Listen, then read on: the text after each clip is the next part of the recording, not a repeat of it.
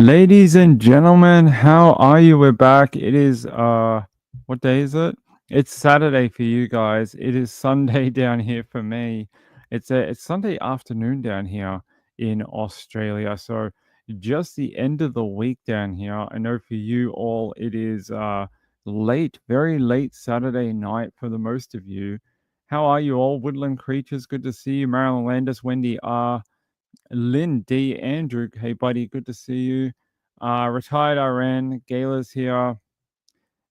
Mr. Dan Yee, I am here. Good to see you. April B's here. Robbie, hey, how are you? Finally alive? Do you mean finally you're alive, or do you mean finally you made it to alive? Rachel, how are you? Who else is here? Mr. Daniel gifted a membership. I appreciate it, buddy. Thank you very much. And Wendy R says, a super chat. Thank you. Says, always enjoy your upbeat show and the variety of topics you cover. Yeah, all right. We can keep doing that. I appreciate it. Thank you. Thank you for the super chat. It's very kind. Four Paws. Hey, good to have you. Who else have we got? And Anita May. I don't know who that is. No, I know who that is. How are you, my friend? Who else do we have? Moonlight View made it, and I think that's it. Unless there's more people that'll jump in. Hey Blaze, how are you? Hey No More. Good to have you guys. I think maybe both. That's very funny. 9:38 p.m. Mountain Time for all the people in the mountains. Hey Snap Crackle Pop, how are you? How'd you go with the trial today? I thought today, I got to be honest, I watched a lot of the trial this morning when I got up. I don't know about you, but I thought today was the slowest day of the 4 that we've had. Now, there's been a lot of objections so far, and that's sort of been par for the course of this trial so far. But today felt so slow.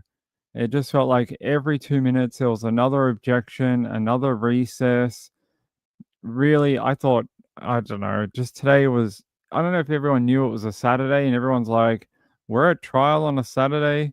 Like, I know Tennessee's had trials since the 90s, early 2000s, on a Saturday. They've had it for a number of years, and, but I don't know, everyone was very slow today in court. It was almost like everyone just wanted to get out of there. Yeah, today was very slow and repetitive. Not the fireworks that we saw on the first 3 days of trial. It was a little slow, a lot of information that we've heard before, a lot of repetitive stuff like about things that the only good thing we saw today. Why is my own video playing? Let's not do that. I think about the only good one we saw today, if I can show you very quickly. We're not going to do a lot on Megan tonight. There's just there's not a ton to report. What was it today? 6 hours? No, 5 hours, and it was really not a ton. All right. I just want to play this one little clip here from trial today because I like playing these clips where we get to hear Megan talk. To me, they are the pinnacle of this trial. So that's about all we're going to do on day 4. There's really not a lot else to report today. At least nothing I think's super important anyway. People might argue me on that. Like, I know a lot of people were a bit mad that I didn't do more on a couple of the witnesses from the other day, but I think they were pretty boring. Not saying they're boring. I think the questions they asked them were boring. It was just sort of like, how do you know Megan? Are these text messages? Yeah. Can you read them to us? Great. All right. You're dismissed. Bye. Like, they weren't super, integral to the story of Evelyn. All right, here we go. I'm just going to play this. I think it goes for about 3 minutes, and that's it for Megan for today. We'll be back on Monday for trial.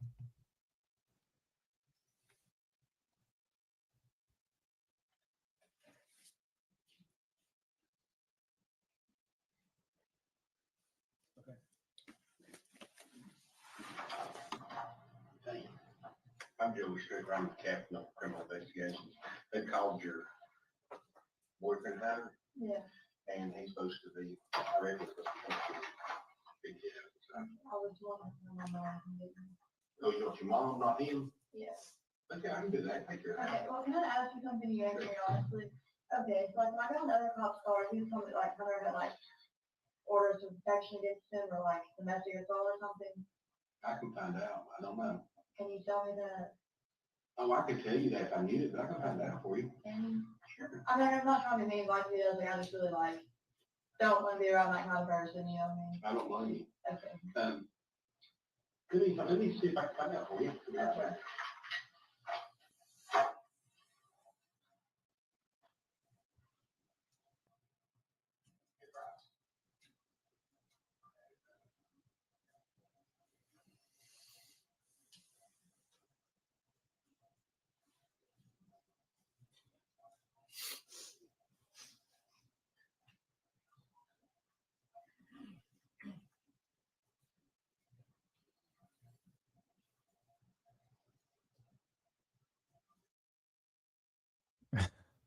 Just like this interview, there's a lot of dead air today in the trial.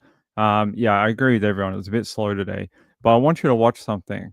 Watch Megan's emotions when when she starts to think there's an audience, someone who she has to convince.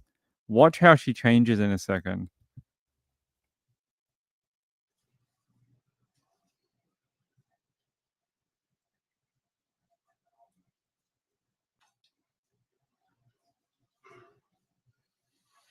You're calling right now. But no, no long meeting. Yeah, I can do that. Yeah. You know, I've been watching, the videotapes. I've been watching it. It, I've been doing this a long time. I've been a cop for 30 years, and it breaks my heart to see a young lady like you, and you have a child. We don't know where it's at. Did you watch me cry? I was trying not to cry for them. That's okay, though. That's okay. Okay? Because the fact of the matter is, you go to Maggie, right? That precious little baby somewhere. I don't know. And I honestly believe, I want to believe that you would tell us in a heartbeat if you knew where that child was at. And is there any way that you can think, maybe help me to find that little baby? I really don't know what stars are telling me about cry. That's okay. That's okay. Okay? It's okay. That's the bit I was talking about. It's very interesting, right? She's fine. She's been sitting there for ages. There's a lot of dead air. And as soon as there's a guy that's like, I've been a cop for, 30 years. I've seen everything in life. I've seen every police situation imaginable. Suddenly the waterworks. Oh, she's crying and, oh my God, I can't handle this. This is such a terrible situation. What am I going to do? She should win the Oscar for best performing actress in a crime scene. Definitely, I think it is ridiculous. I know you've not seen her in a while, and I know we've been talking to even we've had him on the phone. We've had his captain on the phone. We've been talking and trying to find this baby. Is there any way that somebody has that baby that's a friend of yours or a family member that's afraid that if they're afraid to tell us or they're afraid that you'll tell us, so they want to keep. I don't know, that I dropped her off the weird what happened. I was trying really hard to cry, but I was like thinking about her dropping her off, and she's asking what she's wearing and stuff like that, and I'm sorry. That's okay. That's okay. It's okay. I understand. Please, we're just trying to find out what happened to that little thing. And, I'm a daddy, and it breaks my heart to know that this child could be with someone that don't love it, that don't take care of it, or God forbid something bad's happened to that baby. I've seen it a few times now in these interviews with Megan, Megan, that woman there. Um, they've tried to play the "I'm your friend" card. Now, originally, in some of the very early interviews, they really thought it was a missing child.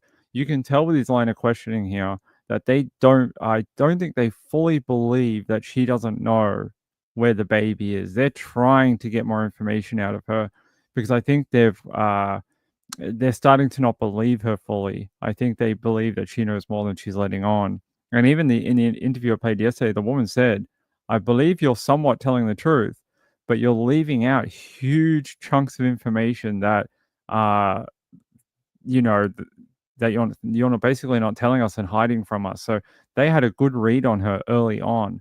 It took them a while for them to crack her, and eventually they were like, "I think she's just sending us on a wild goose chase, everywhere, to the freaking campsite, up here to my uncle's house, to Hunter's place, to freaking Ethan's grandparents, to over here to Texas." This woman, she's 18. She sent people to like 4 different states in America looking for this child. They sent them all the way to El Paso, Texas from Tennessee. Like, she's no qualms in sending people halfway across America to look for, let's be real here, her child. It's no one else's child because we don't know who the dad is. It's her child. And she is the one with the ultimate responsibility for that kid, right? We wouldn't expect anything different. If this was a different mom, we'd be like, hey, if you're a single mom and this is your child, who else has responsibility for it? You have the guardianship of it. It's your kid. And you don't know what you want us to do about that, but all right, let's play more. And, the thing about it is, everybody's going to point back to you because you're the mama, and you're the mama that let the baby go. When I say let the baby go, I mean, you're the one that took the baby and said, here. I know, but I was scared to her dad. I thought it was okay. You say you thought it'd be okay. Do you think something's happened to it? I mean, no, but I didn't think that, I wasn't going to see her for months at a time or something like that. What I did, when I was started happening, I was like, oh, well, I don't want to hear my mom just try to like solve myself. I don't want to do that. You know what I'm saying? I don't want to be that person who does all that. You know what I mean? And like, I learned her for over a year by myself. And I was like, if he wants to keep her for a little bit, it's fine. But how old are you, Max? 18. You're just a young lady yourself. You're a brand new mama, and you're going into a different world. Yeah, so we've all watched enough true crime to know what the cop is doing here.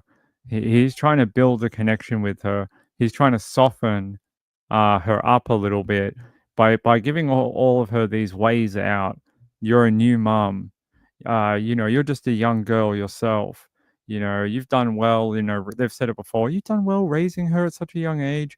They're softening her. They're trying to pull down these defenses that she's got up because they very much know. I think by now they already know that Ethan doesn't have her. Or even if they haven't interviewed him yet, I'm sure they know that she's not telling the truth. Yeah, you can hear it. This is a tactic they often use, and it's what Ping likes to call, it's the "we're your friends" tactic, and it works on some people. It doesn't work on everyone. It seems to somewhat be working on her. We'll find out. And I can understand you feeling that way and saying, hey, I just want a little bit of time to myself, a little bit of time to be me before I have to be a mama. And you had all these things that happen so quick to you, it's bless your heart. My heart goes out to you. But I'm telling you, we gotta find that little thing. We gotta find her. And do you remember when she broke her arm? Somebody said she broke her arm. I don't know if she actually broke her arm or not. I just know it was bruised. I never saw it. So you never saw the bruise? No. And did this happen after you gave her to you? Okay. Okay. Well, now, when they say that that you dropped the baby off at his parents, His grandparents. his Me grandparents, and him stood outside, we didn't go in and what was the baby on my head. And then I let her kind of like go to him to get used to him. And I stayed about 30 minutes and she was fine. So I left. at? So okay, did the grandparents ever come out? No. They never really come out? No. Okay. And then that was the last time you seen her? No, I saw her the next day. You went back and seen her? Just for a second, Ethan brought it to it, he told me to leave. Okay, who was with you when you went back? It was just me. Just you. You have to be a real evil witch to bring in the name of Ethan so often. In every interview we've watched over this 4-day trial, it's Ethan this, it's Ethan that, it's Ethan, Ethan, Ethan, Ethan. Again, I tell you what I told you last night is that I've never heard her once say or put up her hand and say, I did something wrong. Maybe I wasn't the best mom. Maybe it's my fault. Maybe I didn't do a good enough job, which I would expect from any normal mom. She would be the first one to admit blame because I think a lot of moms are very hard on themselves and they often think they're not perfect, and that often plays on their emotions, especially with their children. Um, I would have expected that from her if this was a legitimate case. I would have expected her to be more introspective into herself, her parenting, what she's done. Why did she allow this to happen? And instead, we don't see that. We see her pushing everything this way. It's Ethan, it's this person, it's Hunter, it's her father, it's the grandma, it's this, it's that. But again, for her to concoct such a crazy story about Ethan is mind-boggling. At 18, you're willing to allow this other guy that isn't the father, is not the father, and she knows this. I guarantee you, I will put $6.5 million on it that she knows for a fact that before Evelyn was even born, that Ethan was not the father. Um, you're willing to tag a guy, try and ruin his military career. Like, could you imagine being Ethan and you get this phone call and they're like, hey, do you have, your supposed daughter, Evelyn? No, I'm in a freaking military operation in El Paso, Texas. Of course, I don't have a child here. They're like, well, we're going to have to interview you. Along with that, we're going to have to tear apart your room. We're going to have to look in your car. We're going to have to check everything. Can you imagine being someone who is one of these people, like a military person? You got your people, you got your people above you, and there's a freaking police operation going on, and everyone's looking at you, going, "Did he kill his kid? Did he bury his kid on base?" That is crazy, right? That could have ruined his military career. He could have been.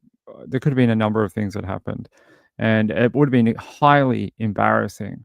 Highly embarrassing. It's not like he's a high-ranking, guy in the military or whatever. He's one. What is he, like 3 years in? 3 years in at this point. That is not very long. You're not even in your first stint. You're not even out of your first 4 years or whatever. It's a lot. It really sucks. It's a big commitment. It, it's only a bet if I'm right. If I'm wrong, I never said such things. It's only applicable in the state of Antarctica in the month of July in 2098. Yeah. But no, I really do I really do. I do believe that she knew, and it's not funny. I think her comment's funny. But I really do think she didn't know. It's simple biology. It's not hard to understand. We all know how it works, right? Um, for her to be like 3.5 months later being like, "Oh my god, I'm pregnant with the guy I had sex with in December, and I'm only like a month and a half pregnant." I don't know about that. The math ain't mathing here. That's why Ethan had such doubts early on, because I think he knows. He's like, "Wait, 1 plus 3, and it's to carry the 2, and it's like a 1, and like this is December, and now it's March. Now, I don't think this is 100% right. Did I go back to Tennessee and did someone drug me and take me back? Did she keep a vial of my baby batter? Did she do something with that? Did she drug me when I was asleep? Like all those thoughts must have gone through his head. It must have been very like he must have been going, "What the hell? What child?" He's like these damn women. Yeah. Patty L says, "I'd like to know who the dad is." I would like to know too. I would really, uh, I personally, I think it's pertinent to this whole trial that we all find out. But I get it if this guy has no added value to the trial. I get why they won't tell us, and he deserves possibly his privacy too. I get that. Maybe he doesn't want his face splashed all in public or something, but I understand that. But I think it is important. Retired says that's why I hang out here. I'm hoping Ping will share his 6.5 million with his loyal chat. Should we ever make it to 1 million subscribers and I make that type of money, I promise you, I will do stuff like give it away. I'm not I'm not one of these people that's like, look at my mansion. We just bought a $24 million mansion. My name is Mr. Beast and I just spent $100 million. No, I would never do that. Whatever I earned, I would give back to the community. I'm not a person who needs. I've never grown up with very much money. I've never had a lot of wealth, and I've been quite happy on this earth for 40 years. I don't need millions of dollars. I'm happy. I got food and beer in the fridge, and I can do my live streams, and I got a camera. I'm pretty happy. Nana says, "Ping, why has it taken 5 years to have a trial?" I'm not 100% sure. I know that it was delayed a couple of times. Originally, it was set down for 2021, and then it got moved, and then they came out with a date. It was really far. I think it must have been now. So I'm not sure. I'm not sure. I'd have to look it up. I can't remember. I just know it got moved a couple of times, and then they gave a really long date. They're like, "Hey, we're not going to do this till like 2025," and everyone went, "That's like half a decade since all this happened." All right, sorry, we have to get through this video. We got sidetracked. Was you dating anybody during that time after you left? Hunter, God didn't really tell me if either were into it. Okay, so you went from Ethan to Hunter. Okay. Okay, how long do you know Ethan? Can you tell me a little bit about him? I mean, I met him my freshman year of high school. Where'd you go to school at? Central. Okay. Okay, so you just graduated last year? Yeah. Okay. Okay. So, wow. And where'd you meet Ethan at? At school. So he went to Central also. Okay. And then he got in. He joined the Army. Is that correct? Okay. So the last time you seen your daughter was sometime around Christmas, the day after that you dropped him off. You went and he didn't want to let you talk with her, be with her, or anything. Was there a confrontation right there? He just basically ran you off, or say, "Hey, you're not talking to." I think he just basically ran me off.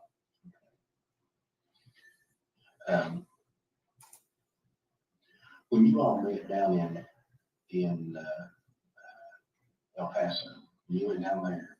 Did you all just stay down there and you turn around and come back home with him? No, I stayed for a little bit. He didn't come back home until a couple weeks after. Okay, did you bring the baby back? You had the baby with you, you brought it back, okay. And then where would you stay at that time? My dad went to trailer park and I was staying in one of his trailers. Okay, okay. And your dad's Tommy. Okay. So you stayed at these trailers and in the trailer park, where's that located at? You know where Sugar Hall Road is? Sure like on the corner of Sugar Hall and Buffalo. Oh, yeah, yeah, I know where that's at. They're like storage units across from it. Yeah, that's up there close to Mooney's, the restaurant, little restaurant. Yeah. Yeah, okay. All right, so you stayed there and then you moved down there and moved in with Hunter? Yeah. Okay. Did Hunter ever see the baby? Yeah. Not much, I won't lie to you, just because I'm Well, that's nervous fine. about bringing Evelyn around people, you know what I'm saying? I understand that. And also at the time, I'm not gonna lie, I kind of told me he's on probation, we were talking about before, you know what I'm saying? I'm like, iffy on who I bring her around, you know what I mean? Okay. So you was thinking that you're doing the best for your baby. I have to ask this question. She says something here like, "Oh, I didn't want to bring Evelyn around Hunter. You know, he's on probation. Why is he on probation for killing babies or something? Like, is he on probation for like something like that? Like, it's she makes every excuse under the sun. Like, I get when you date someone new, you often don't introduce your children to them straight away because you don't know if you're going to stay with them, right? And you don't want to disrupt the child's life before you have to, or if you know it's serious, that type of thing. So I get that. Just her reasoning is very odd. Like that would have been the easier reply, right? Oh, I just don't introduce my children to people I've just started dating. That's a very easy reply, and everyone would have gone, "Oh yeah, yeah, okay, I get it." But she's all like, "Oh, you know, he's on probation." She tries to find the negative in everyone. I don't know if anyone else has noticed this in her interviews. She'll try and pick out negative aspects of anyone she knows. Anyone she knows. That's whether it's Ethan, Hunter, her dad, her mom, her grandma, like friends. She just drops in these little negative connotes of stuff about her friends or anyone she mentions, and it's almost like high school. She's it's like gossip queen of high school, and she's dropping bits of gossip to these police officers, you know, just to make them seem like bad people. And then every time after she says something like that, she'll say, "Oh, but I don't think they're a bad person. I don't think they're like that." And she often tries to explain it away like that. She's very manipulative, highly for someone who's 18. She is super manipulative. You, I mean, girls can be very mean, especially teenage girls. We all know that. There's a whole movie based on it. Like Gayla just said, Mean Girl. There's also a movie called Mean Girls that are based on the phenomenon of girls being mean. There's a whole thing. But she is just hyper manipulative. It is not something I've seen a ton of that early anyway. In the shape of my heart, thank you. I appreciate it. Thanks for being here. I appreciate it. Great to see you here. I like your name, In the Shape of a Heart. Is that a tribute to someone? You'll have to let me know sometime. Sleuth Mom, she got that from her mama based on I am a little bit wary on that. Good to see you by the way. How you going, my friend? I am I've seen a lot of people try to explain away her offending and her behavior on her parents. And while I agree you can only know what you're brought up to know and what you're surrounded with, I agree that is a thing. I I struggle with people that take it further than that. I'm not saying you are. I'm just saying some people have been. They're saying, "Oh, well, you know, because of her upbringing, you know, who cares that she killed Evelyn or whatever." So, I'm not saying you're saying that. I'm just saying there have been a lot of people in the trial chat trying to say that, "Oh, she had such a hard life and her parents were, you know, not great to her and you know, her mum's, you know, X, Y, and Z and her dad's was it because her dad was in jail. I think not right around when Evelyn went missing and then he got back out, Tommy Senior. But he's, you know, I think he tried to do at least a majority of what he could. He's the one who activated part of the investigation anyway. No, no, I'm not saying you mean that. I'm just saying I've seen a lot of it. Flupom says, no, I think she 100% did this, that she has no excuse for what she did, but learning to be manipulative came from her mama. Yeah, I would agree. I think that, you know, people are brought up often around toxic situations and they think it's normal. They think this is how you either act around other people or this is how you get out of situations or maybe this is how you get revenge on people who have hurt you. So I do agree with you. Patty L says her dad gave her a home. I know, gave her a property, a place on the property. Foster mom did too. Her best friend paid for a hotel. What did she pay for? I don't know. Have you ever heard of her paying for anything ever? She owed rent as well. Didn't she owe rent? And she owed power. and her, like, she owed power because apparently the power went out in her property. Wendy asked that if the poor child was still here, do you think she would have been put in a better circumstance away from this woman? I don't know. I think while we all jump on Megan for this entire thing, I do still believe that it's her decision. Like if we go back and Evelyn's still alive and X, Y, and Z, and this never happened, it's still her choice. And I would say, knowing what we know now, maybe she should have taken one of the other options when Evelyn was young. But I understand how hard that is to give up a child as well. So, and I know Evelyn's had a terrible end to her very short life, but I find it hard to judge her for that choice because I know that some women are just unable to do it. They're unable to give up the child, no matter how much sense that makes in it. Like, in if you were thinking logically, no matter how much sense that makes, some women just can't break that sort of primal thing about like this is my child, and I sort of understand that. I'm not going to judge a woman for it, but I am going to say I think possibly Evelyn could have had a different life had she chosen one of those options like adoption or giving it to a family member. I know there was a couple of people that have come forward in the last 5 years to say they would have taken Evelyn. So yeah, I think there could have been options that would have allowed Evelyn to live a very different life and still be here today. But yeah, unfortunately, we're here today at trial to talk about a very young little girl who died a very tragic death, and it seemed like a very awful last few months of her life. She was neglected, wasn't cared for 100%. Her nappy wasn't changed often. Like, you've seen some of the clothes. We showed some of the clothes last night that were very stained. And like, look, babies make mess. Like, that's what they do. Like, someone hands you a baby, they're like, "Hey, here's a thing that just makes everything gross. Just make sure you clean it every hour." Um, but you sort of that's your role, right? You clean it, you wash it, you nappy sand it, you bleach it, whatever. That's sort of what you do. But the stuff we saw, it looked like that it had never been done. It looked like it just been left, and that's very sad. Patty L said that dad lived on the same property and didn't see Evelyn. I think that's why he ended up calling CPS because he's like, "Where's my granddaughter?" Let's see. In the Shape of My Heart said, one of my favorite singer-songwriters since I was 15, Jackson Brown. I just turned 70 less than 3 months ago. Congratulations.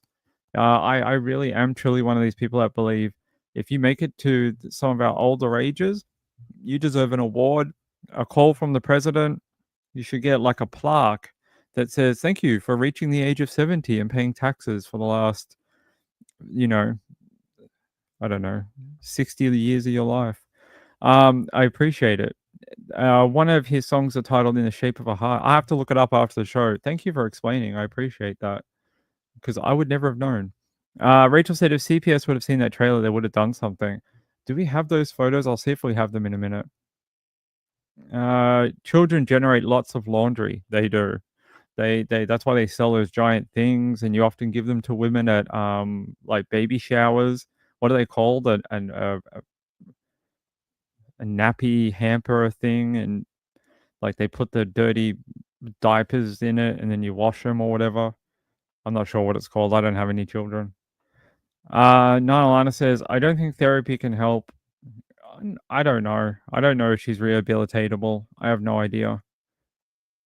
Yes, those photos. We'll show them in a minute. Let me finish this, otherwise we're never going to get through it. Baby by Not having her well. him, and I know that sounds bad, but like now that I know him better, I don't use that person or be wrong, you know what I'm saying?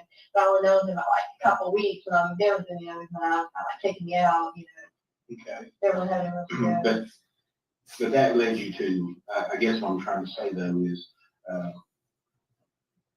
that was a natural route for you to go as far as if you wanted someone to watch Evelyn was take her to Ethan. Yeah, her dad. Her dad. Okay.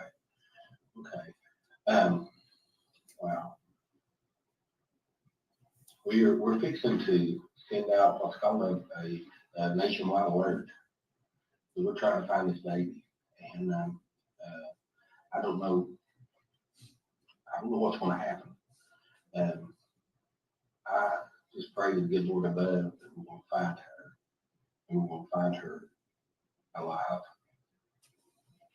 and find her well taken care of.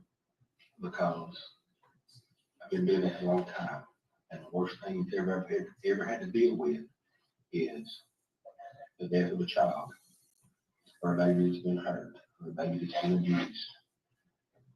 And I have I have a lot of nightmares about that, and it's been too many to count through the years. And all I want to do is stand up for that little baby that may not be able to stand right now.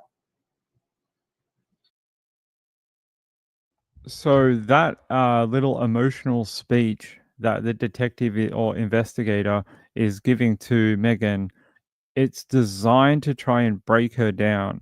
They're trying to block by block. They're trying to break her and see if they can. I think they think they're getting there. She's quite a little bit emotional. I don't know if it's real or not. She often puts on the waterworks when she thinks she's in trouble, like a 8-year-old little girl.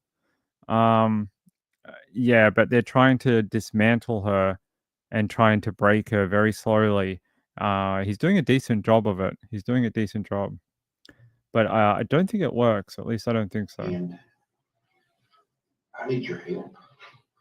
I need your help. And if you can think of any way, fashion, form, to know where that baby's at, or where, just point me in the right direction. Please help me. Please help me. I want to bring it back in. Bring her back in. I don't know.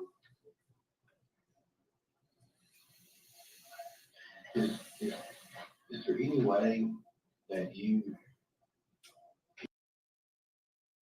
I don't know if any of you caught that. Did you catch that? I don't know if that was cut or not. I didn't quite see. But did you see that she was like tears and like crying and scrunchy face? And all of a sudden it was like bang, it was gone. And she's like just talking normally again. It's bizarre. It's like a some sort of AI robot that you can tell, say, cry now. Don't cry now. Talk normally. It's very odd. Can you tell me a reason why that you didn't reach out, see if it's Christmas, to the family to try to find Evelyn and talk to her, just see nothing, even put her on the phone, let me speak to her. Because I was really just trying to resolve two meetings, to be honest with you. You just what? Just trying to resolve it between these two.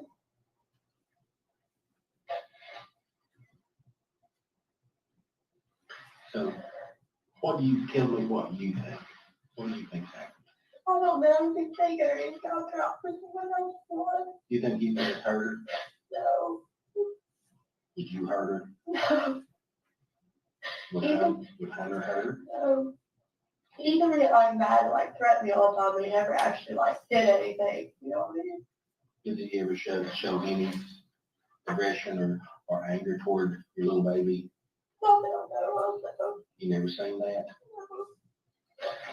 You said that she had a bruise on her arm earlier. How did she, do you know how that bruise happened that you think is? She fell off the bed. That's what I was told. Where at? And he said, Did that happen? So I would say this story of her telling about the Evelyn falling off the bed. This is what Trish. Everyone loves Trish from Web Sleuths. This is what Trish would say, like leaking the truth. Like I'm not sure that's not she didn't come up with it, but she loves to talk about that. I really think this is what's happening right now. The investigators are giving her information they know, and I think she's telling the truth, but shifting that blame onto a third party. So maybe Evelyn was injured at some point by falling off a bed. She says it was at Ethan's, but that child's never been at Ethan's on her own. We know that now. So that probably happened while she was in her care. And we did find out at one point that she says that Evelyn had a broken leg at some point that was never cared or took in or something. We heard that, and she had quite bad bruising on one of her extremities too. I believe in autopsy, we haven't heard yet whether they believe that she had any prior breaks or anything like that, but we will find out. I know there was a forensic person that spoke in December, but that was more about the 4 points of compression, asphyxiation, and a couple other details about the death. But we'll find out more, I'm sure. Yeah, I would say this is like leaking real facts, but yeah, pushing it onto someone else. By the way, Danny, Did you let me pause that for a sec. Danny asked up here, sorry, I'll answer it very quickly before I lose it. Nolana said, Danny Mitchell asked earlier, what is going on in the state of Tennessee and children missing and, yeah, the other word. I'm asking the same thing. They have one of the most crazy back histories of missing children. There's a website they maintain that has all the children's names. We know a lot of it. We know a few of the recent ones, Sebastian, Summer Wells, but there's more. A lot of children of color, like a lot of I don't know what the correct word is. Can we call them black children? Is that the right word? Yeah, I'm not sure what the right word is. African American, black. I'm not sure what one you're allowed to use, but there's a lot of them missing. These children of color, and they often don't get the media attention that some of these other white children. I'm sorry to say that, but it is a real fact. And there's just lists. There's just like hundreds of them dating back to like the 70s, 80s. There's so many. It's very sad. ever see the bruise and stuff? You never did see the bruise of the road farm or anything like that. So you did have some telephone conversation apparently Yeah, with Ethan about her. yeah, Okay. Well, this is weird because I think that we're being told is that by him, he's like, I've not seen one. he has seen her, I swear to you, he has. And when you last time you seen that little thing, On Christmas Eve, Mhm. he had her then, but I had her for a little bit on Christmas. So me and my family told her we went fishing for and we spent the night. And he that Christmas Day, and I got her stuff that I got her. And I got, like the stuff that my brother got her and stuff, and I took it to him. They're on off of Hartown. Did you get to see her that day? I What had did to you put a take? couple hours. What did you take to her that day? I don't know what my brother got her, but I got her like a little horse, and, like baby shark stuff, and clothes and stuff like that. These are now all disputable facts that we know are not true. Evelyn was dead weeks before Christmas, weeks. And we know that she was no longer alive. She never was at Christmas. She never was with Ethan. Uh, not at all. I would like to you know, this is what I would say in the realm that we all live in now, in the society that we live in now. What mom, and I'm not judging mums out there. Please don't come for me. I think mums do a very hard job that is often underappreciated, often by their own family and their own partner. It is a full-time job to be a mum sometimes, and sometimes mums feel like they're actually working two jobs by working part-time or full-time, but also taking care of the children. So I fully get that. But what mum these days wouldn't have the phone out going click click click click click click click? Oh my god, look at the baby! Oh my god, look, it's Christmas and they would have thousands of photos. I promise you. Like they would have a family photo. I want a photo with dad. I want a photo with here, and look at the baby shark thing, and take a photo with that, and like put it on the baby, and like now let's take more photos and go up here. Like there would be hundreds of photos. I promise. Her excuse is she doesn't have a phone. I don't care whose phone it is. I don't care if it's Hunter's. I don't care if it's Ethan's. I don't care if it's her parents. Someone would have had a phone, and it would have been filled with baby photos. Ask any mum these days, and I tell you that at any special event or something like that, they're like they are like a like a corn videographer. That's what they're like. They're like, oh, get the angles and, come over here and walk around in a half circle and take more photos. Like, I can tell you, I have a woman who in my life who is very much like that. And we're all adults now. We're all 40 and older. And she still acts like this. So I can, I can tell you that it is still happening to adult children now. See, Taylor says, I'm a mom of 2 boys, and I agree. Yeah, thank you. I just don't want people to think I'm bashing on moms. I'm not. I get it. It's a very hard job. And I think it's sometimes underappreciated what they do. Like they make the lunches and they take the kids to the sporting things, and I think sometimes people just expect it and they don't appreciate. All right. Nonalana says, this case makes me so angry. It does. I just want to get through this video, and this is all we're doing on Megan, but we keep breaking and talking. So let's try and finish it. It's sad.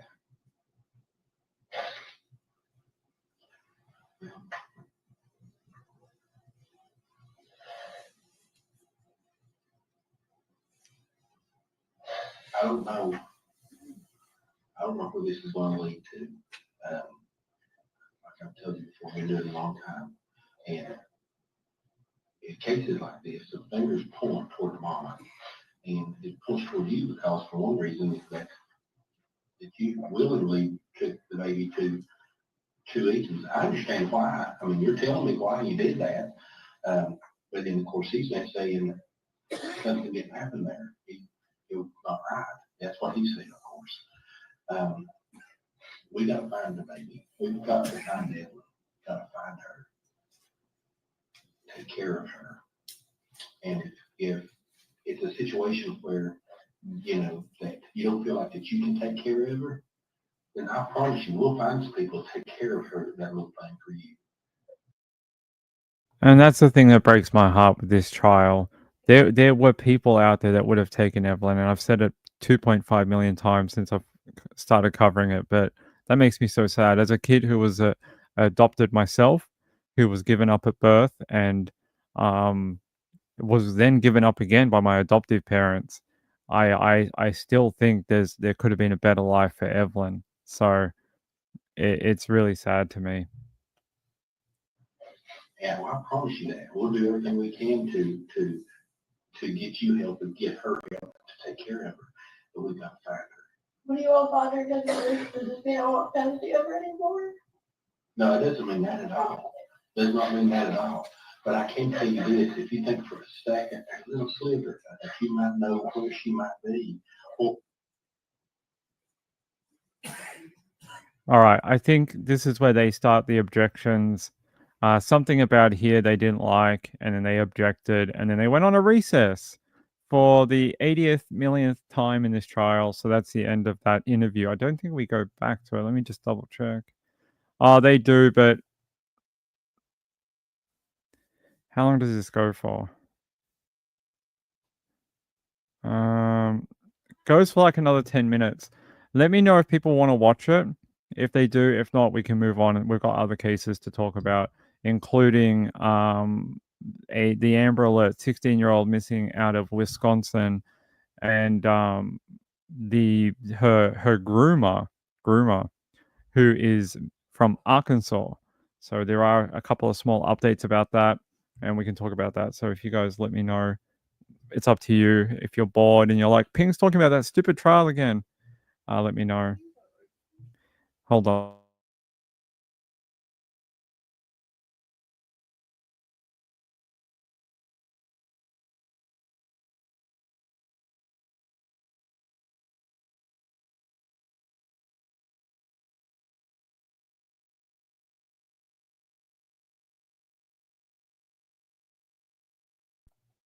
All right. Sorry, I was just checking something.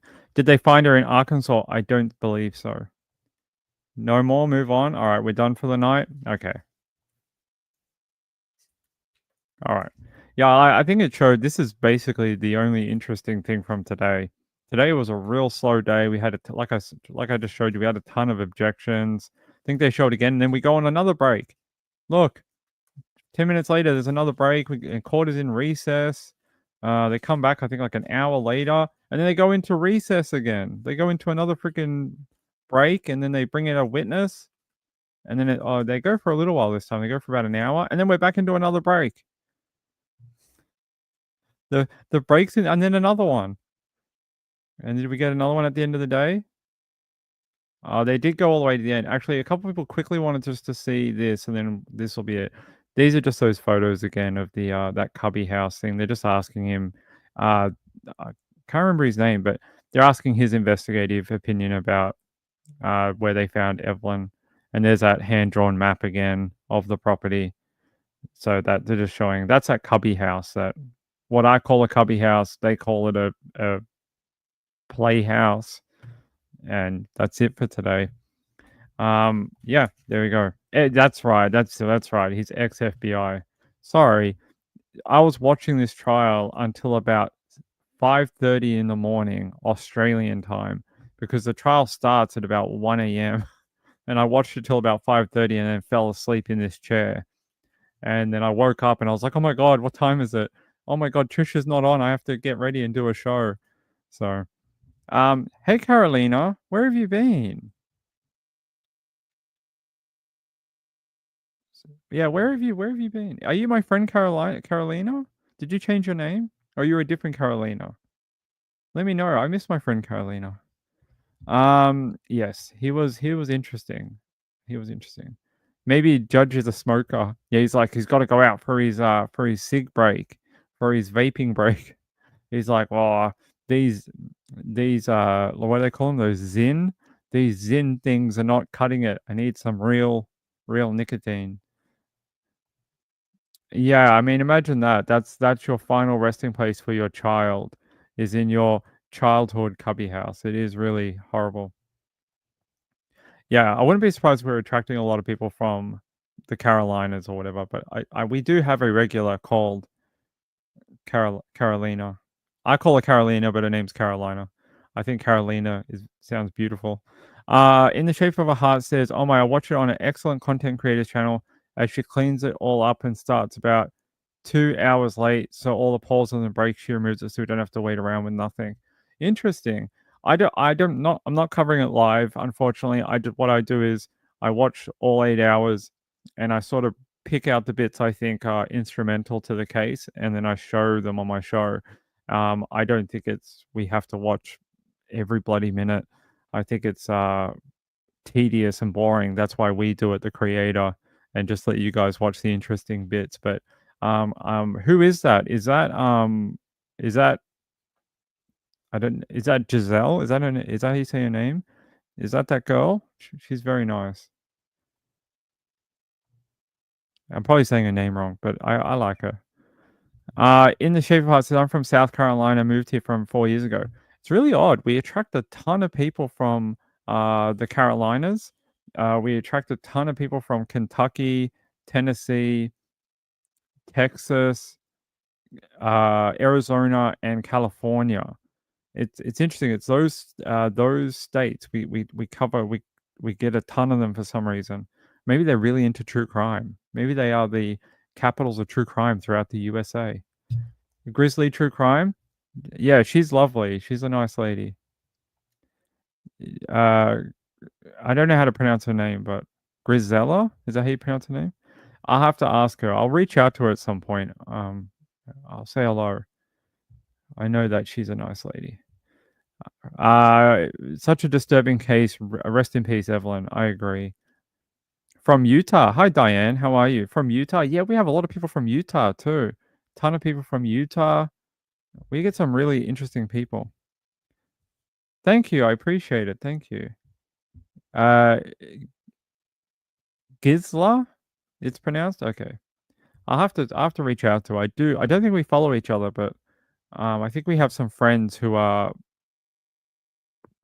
connected, like sort of in the middle, if that makes sense. Like I know someone who knows her. So I can reach out to a couple of people I know and see if I can talk to her. Griselda. What a lovely name. Hey Miley, how are you? I love when Miley's here. I love that dog photo. The dog looks so unimpressed. The dog's like, "What are you doing?" Yeah, I will try reach out to her at some point. I think we could, yeah, I think we could have a chat behind the scenes and talk about Evelyn or whatever. Yeah, Utah. We get a lot of people from Utah. Hey, Moonlight, is that your new hair? Did you get your hair done, my friend? That's a nice photo.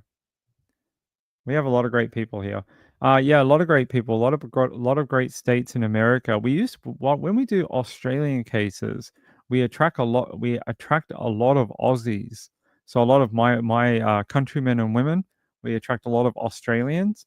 And then when we focus on American cases, we do keep some of them, but we start getting a lot of people from different places in America. It's interesting how it evolves over time, but we do get a lot of people from California, a lot of people from the Carolinas, a lot of people from Tennessee, and we've got a few people from Kentucky, Arizona, Texas, Utah, Illinois. We've had a few people from Illinois, Arkansas. We've got a few people from Arkansas. Probably some other states I'm not remembering. Oh, Florida. We get a bunch of people from Florida too, which is one of my favorite states in America, Florida. It's a beautiful place. I've been there a few times. If you ask Ping what his favorite states are, I really love Texas. Texas is one of my favorite places in the US.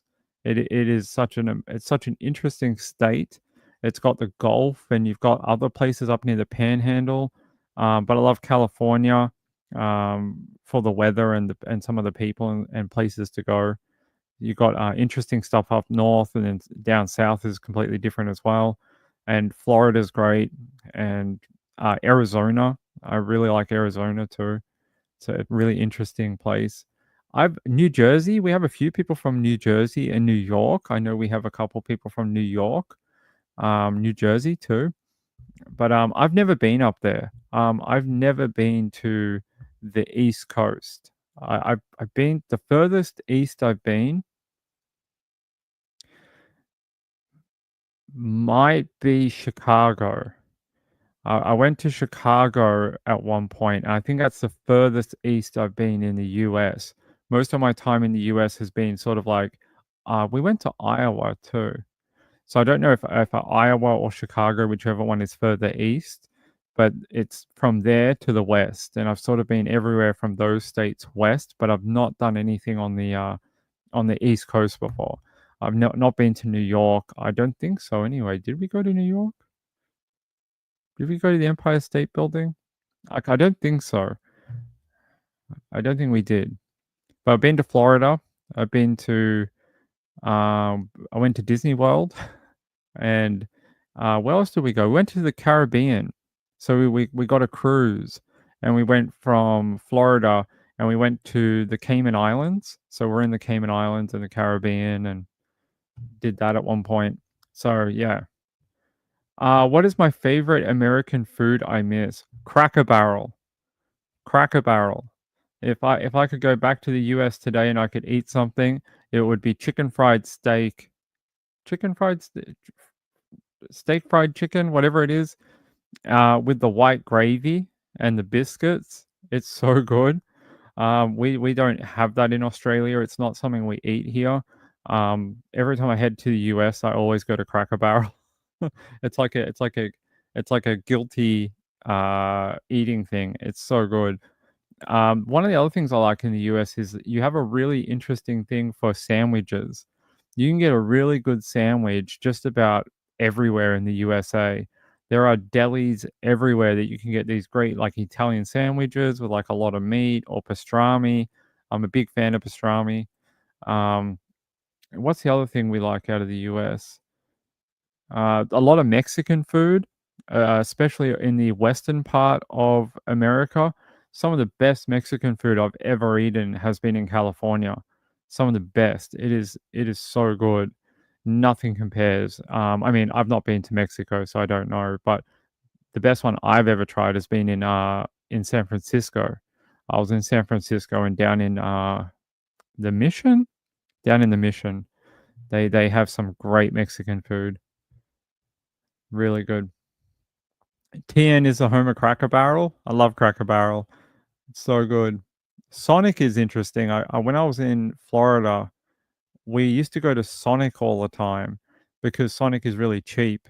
So we used to go to Sonic and like get those crazy drinks and burgers and stuff. Can't say I probably put on like 20 kilos when I was in the US. You can make it so easy. I'll have to see how you can make it. I've never tried. Mexican food is good. I like Mexican food. What kind of sandwiches do you have down there? In Australia, it's weird. Um, we sort of have a couple of those kind of like Subway type places, but we don't have Firehouse and we don't have, is it Jersey Mike's? So we don't have Firehouse, we don't have Jersey Mike's. We don't have a lot of Mexican down here. There is one place that does Mexican down here. It is better than it used to be. Like in Australia, Mexican food for like the last 30 years used to literally be Old El Paso and like whatever you got from the supermarket. It was not like authentic or anything like that. Yeah, but Taco Bell failed and died in Australia and never took off here, but they've come back recently. In the Shape of Heart said NY pizza is the best. I've never tried, but I do like New York style pizza, those really giant slices, and I have had it, just not in New York. It is really yum. I like New York style. New York style pizza is my favorite type of pizza. Real thin, not super thick. It's got good toppings, and you get like a giant slice. It's really good. Bagels. I know I'm not a fan of bagels, but Mrs. Ping is a big fan of bagels. She loves bagels um, with like the cheese, or she likes smoked salmon, that type of thing. We actually have fresh bagels down here. There is a because we live in a Jewish area, so we live in a very high populated Jewish area where I live in Australia. There is a Jewish bakery about a suburb away, and they do fresh bagels every day. You can get blueberry, you can get chocolate, you can get sesame seed, you can get poppy seed, you can get whatever. There's like heaps of different ones. And they make sandwiches there too, like bagel sandwiches. So it's a Jewish bakery. I think what's the bakery called? Glickman's, right? Glicks. So there's a bake. Yeah, so there's a Jewish bakery called Glicks that is around the corner, and they do fresh, authentic bagels. They are delicious, but Ping's not a massive fan. One time I was eating a bagel, and they toasted it, and I bit into it, and the corner of the bagel was really super sharp, and it cut open the inside of my cheek. And I've sort of been a little gone off them since that because I was just bleeding for like half an hour. Do you remember that? Yeah, what happened when we got Glicks one time? We toasted and it went super sharp like a razor, and it just cut the inside of my cheek open. And I just sort of got a little funny on them after that. I like them, but yeah, I'm damaged from the violence from the bagels. Moonlight View says I love CB, but can only order things like applesauce in a green salad. CB, what's CB? Oh, Cracker Barrel. Deep pan, I've never had it. Even though I was in Chicago, I didn't have any deep pan pizza. But it seems weird to me. Why would you make a pizza, but you make it like a pie? Wouldn't you just call it pizza pie? And then it's just like a different thing altogether. It's just like pizza pie, which sounds delicious, but it's different. In the shape art says I don't eat pizza or bagels anymore, but Long Island, New York is known for all of that. Hot dog stands. They also have the chicken and rice in New York, which apparently are really popular. Is that near the beach? Yeah, it is near the beach. It's not, well, if you live in Melbourne, where I live, everywhere is near the beach. We live on a bay, so everyone is close to the beach. Well, not everyone, but most people who live in Melbourne are within about half an hour to an hour from the beach. Hey, hey, how are you, my friend? Just let me read some comments. C. Taylor says, I love both Chicago and New York pizza. Very different from one or the other. That is true. Yeah, we're all very hungry. I haven't had breakfast or lunch yet. St. Kilda. No, they're in Bentley. They're in Bentley. But there is St Kilda does have a big Jewish population.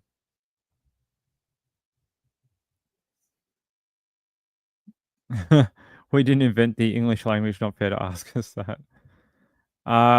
Rachel said, my parents owned a round table pizza when I was young, grew up eating it. Is there a place? My friend told me in America, there's a place now called Spin Pizza, and they make the pizza in under a minute, and it's all done by machines or something in America, and you can get a pizza in like couple of minutes. You sort of order it and it makes it by robots or something.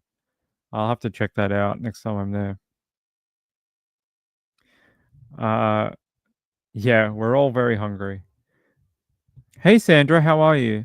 I live in SoCal, good Mexican food everywhere. I agree with you. My time in California, I don't think I ate anything but Mexican food like every day because it's so good and there's so many different things to try.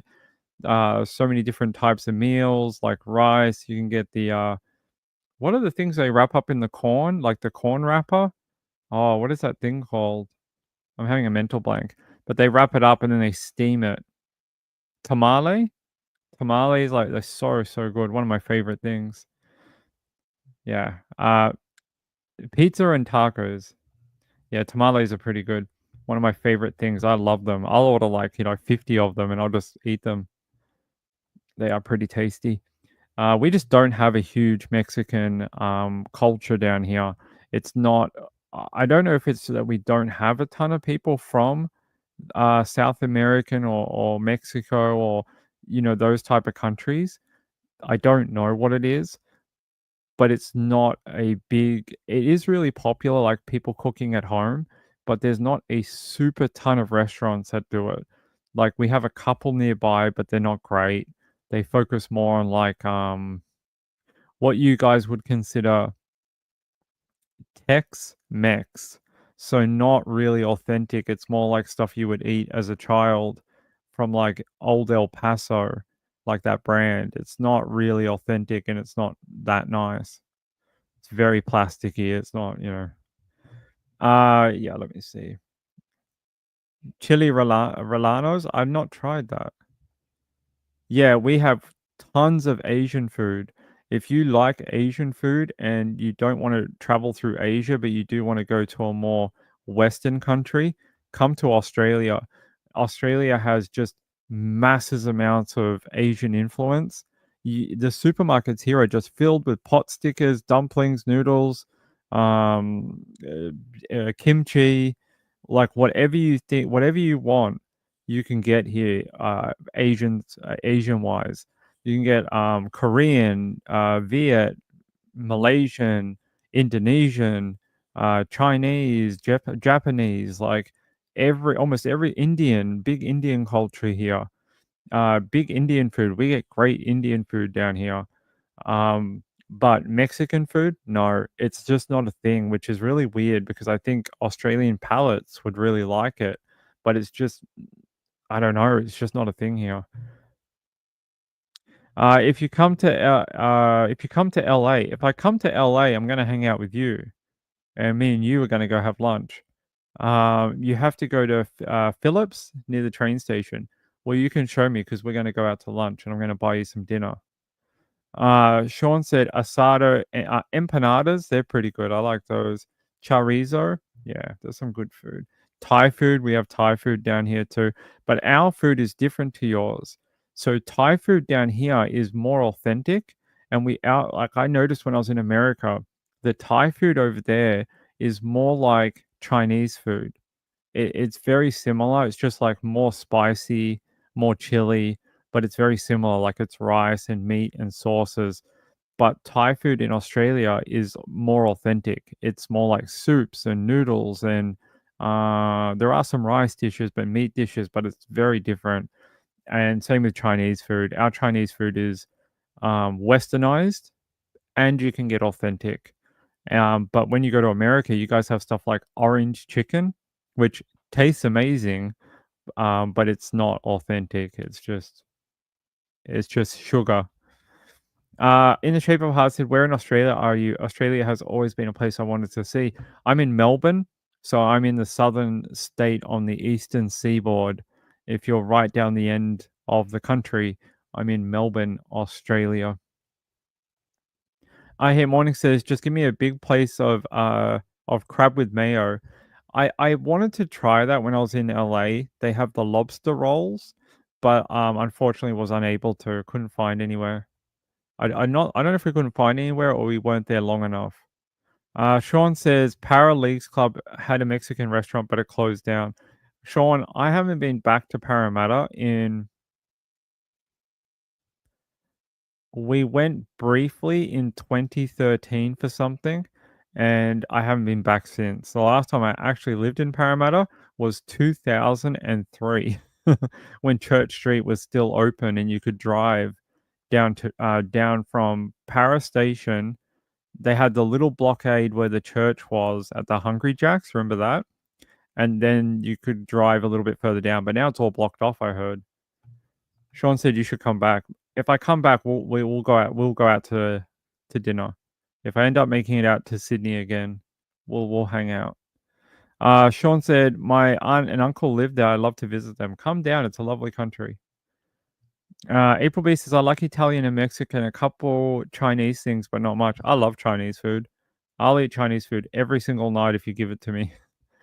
I love Chinese food. Ping likes anything with like big flavors. Number one on my deserted island list. That's a good one. Crab. Have any of you guys tried the guys from Shark Tank? You know the guys, what are they called? The Maine Lobster Brothers or whatever they're called. Has anyone tried their lobster truck in California? Let me know if you have. I'd love to know if they're any good. What are they called? The Maine. Hold on, I'll look it up.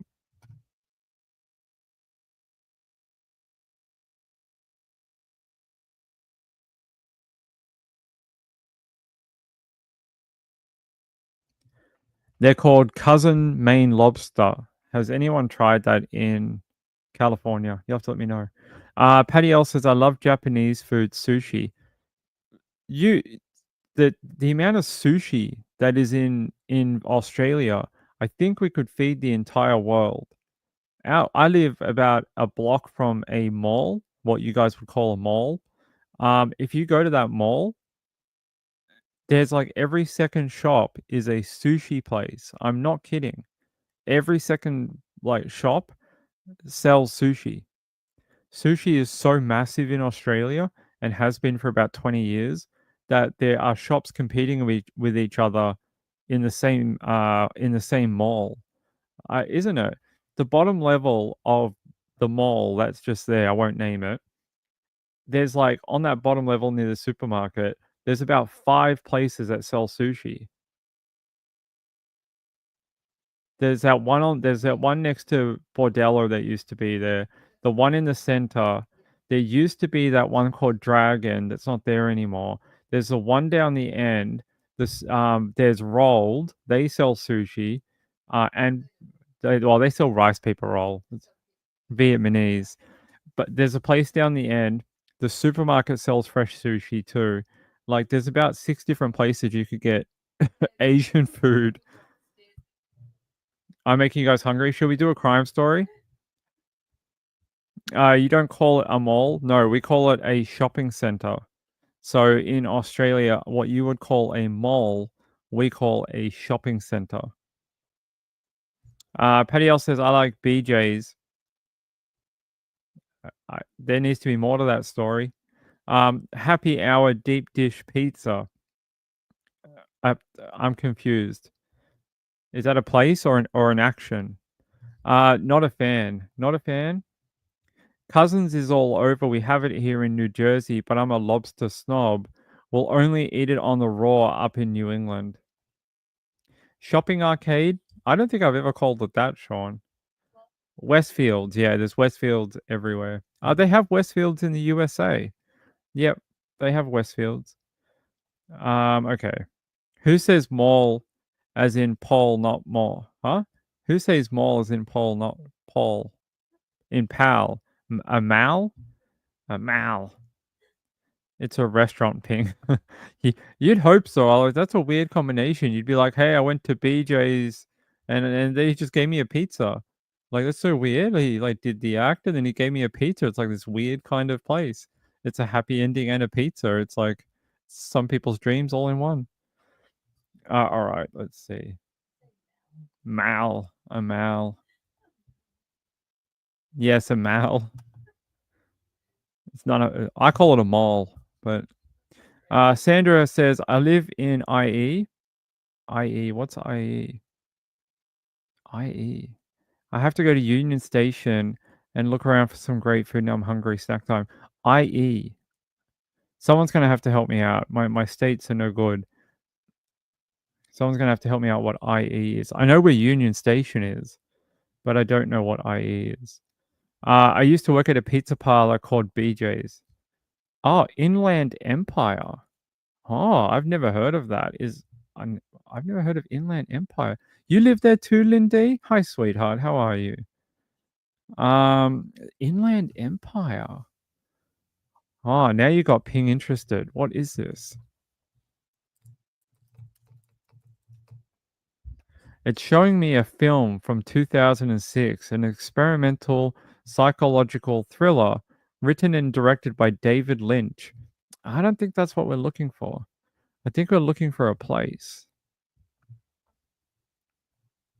Oh, here we go. It's a place in California. I think we have someone else that lives here. I think we have a friend. Is this near Indigo, or is it a little further out? Let me see if I can find it. Inland Empire.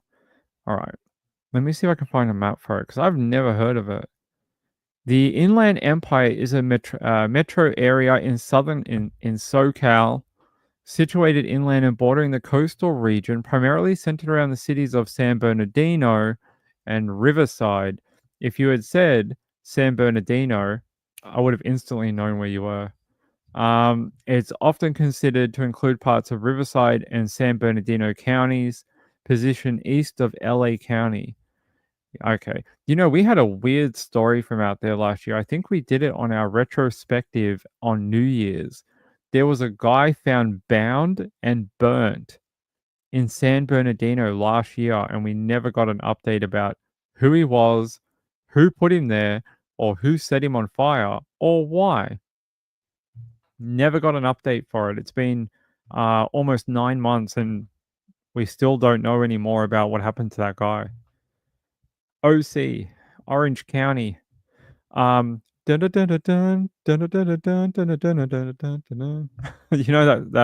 that show from the early 2000s, the OC. Lindy says, I'm in Beaumont, California. Lovely place. Lots of we attract a lot of people from the West Coast. We have so many lovely people. I cheated. Yeah. San Bernardino. Yeah, I know San Bernardino. A mal equal a big hammer. It's a lovely compliment from you. I hate chocolate. Rachel says, all you Cali people are flashing my hubby back to his childhood. He grew up in Pomona. Pomona went through those terrible fires a while ago. San Bernardino has a lot of crime. I've heard that. There was a lady's upper torso found by me near the mountain here. Is that true? Middle of the night on the US East Coast. It is very late for our East Coast people. It's probably why we're attracting a lot of West Coasters right now. Our primary focus on this channel is true crime. We don't do a ton of trials, but normally on a Saturday night, it's more relaxed. We don't, normally the show is jam packed full of cases. We do anywhere from 3 to 20 different news stories each night. But this week we've sort of been focusing a little bit on Megan Boswell. And on Saturday nights, we sort of take it easy and we just sort of relax, talk to the chat a little bit, talk about a few different cases from the week. It's a little bit more of a relaxed show for the Saturday night. So we just sort of hang out. But Sunday to Friday, it's jam packed. We just talk about every case I can find from the UK, Australia, the USA, Europe, Asia, wherever I can find interesting things to talk to you about, we'll find it, and we'll talk about anything. Missing people out of the UK, missing people out of Australia. Um, we don't do a ton of trials. This is probably the first. Is this the first one we've done? I think this might be the first one we've done in over 500 episodes. I don't think we've. Yeah, this might be the first one. We don't do a lot of trial coverage. It's pretty rare. Sean says, actually, Danny says sometimes Ping sings a few cover tunes. I do sometimes. Tonight is our ADHD stream. That's right. Unfortunately, for people who don't know, I do actually have ADHD, and allowing me to have one night a week where I can get a little less organized helps me for the rest of the week. You love watching trials? I'm not a big trial person. I don't enjoy watching trials that much. I have to be really, really invested in the case, like the victim or something. I have to really be into it. If I'm not, I can't buy into the like every day 8 hours. I can't do it. My ADHD won't let me.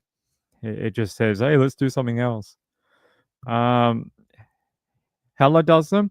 Oh, that's right. If you want to do, if this is not your thing, I get it. I'd appreciate if you still hung around and visited from time to time when something piques your fancy. But my friend, Excited Utterance, on her channel, she does a bunch of legal and analysis and trial coverage. So if that's what you're looking for, head to my friend Excited Utterance on YouTube. I can get her link. I think I can. Where's Hella's link? Hold on.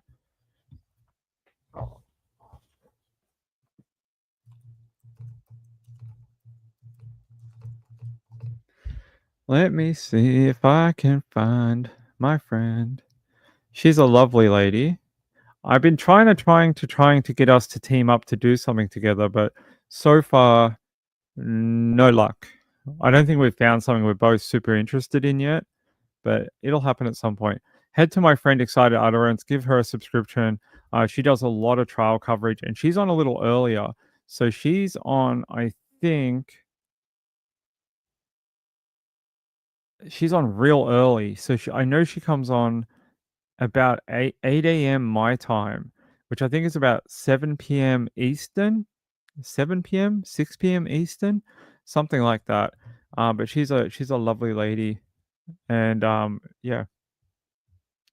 No. I'm just saying that I don't. If she likes trials, I don't do a ton of trials, and I want to be honest with people. I don't bullshit my viewers. I'll tell them the truth. Patty says, "Welcome, Carolina. It must be a different person. I'm sorry, I appropriated your name. We have another lady here who's called Carolina too. So that would be interesting. We will be doing the Long Island serial killer trial when it comes up. That is a case I've worked on for over, I don't know, 10 years. I've done so much on Rex Hillman, Long Island, the Gilgo 4. I cannot wait for that to go to trial. Yeah, Hella is fun, but she's on a lot earlier in the day. I don't know what time. Someone that's from America would have to tell you. I'm often still writing my show in the morning while she's on live. I can see her on my Twitter, so we follow each other, and I can see when she's live. And I'm like, gee, she's up early. When did she have enough time to do all this? So yes, we will be doing Long Island serial killer. I think we may be doing um I think we might be doing it as a joint thing with Web Sleuths, but I'm not sure yet. I have to get confirmation on that. Yeah, so we're going to trial for Aaron Patterson in 2 months. I'll actually be at the courthouse. in Australia, and we're heading there in April. Sorry, April 27th. April 27th, we are actually going to a trial. I think you'll all find it very interesting. If you don't know what it is a woman in Australia who has been accused of killing her loved ones with a poison mushroom. She did it in a beef Wellington, and she is going on trial. So that is not too far from me. I'm actually heading to the courthouse, and I'm staying out in the region for 2 weeks. So I'm actually going to be out there for 2 weeks covering the trial, and I think that'll be very interesting. Very interesting. Oh, okay. I'm sorry. I didn't mean to misappropriate. I just thought she changed her name, but it's nice to meet you. Thank you. Yeah, we can have two. We can have two. We can have two Carolinas or Carolinas, whichever way you want to say it. Yeah, well, this channel, my channel, we were the first ones to cover Aaron Patterson. Everyone else is a copycat. I don't claim anything ever for anything, and my viewers can tell you that. But the one thing I'm very proud of is that I was the first person on YouTube to cover Aaron Patterson, and I've followed it all the way through since like the birth of my channel to here to now. But I don't claim very many other things, but that one thing I'm very, very possessive of because we've worked very hard.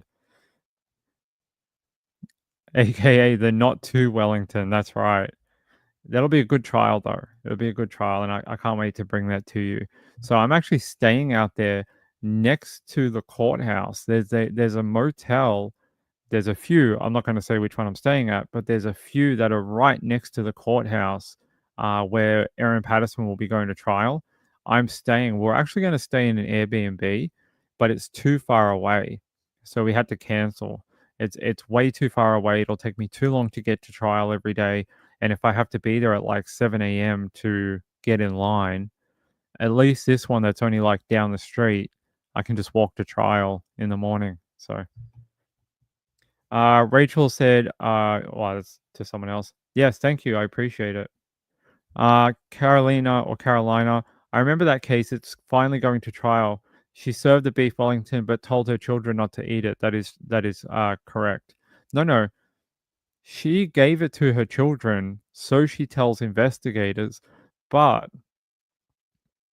she says that she scraped the mushrooms off the Wellington because her children don't like mushrooms. The toxicologist said that's not possible.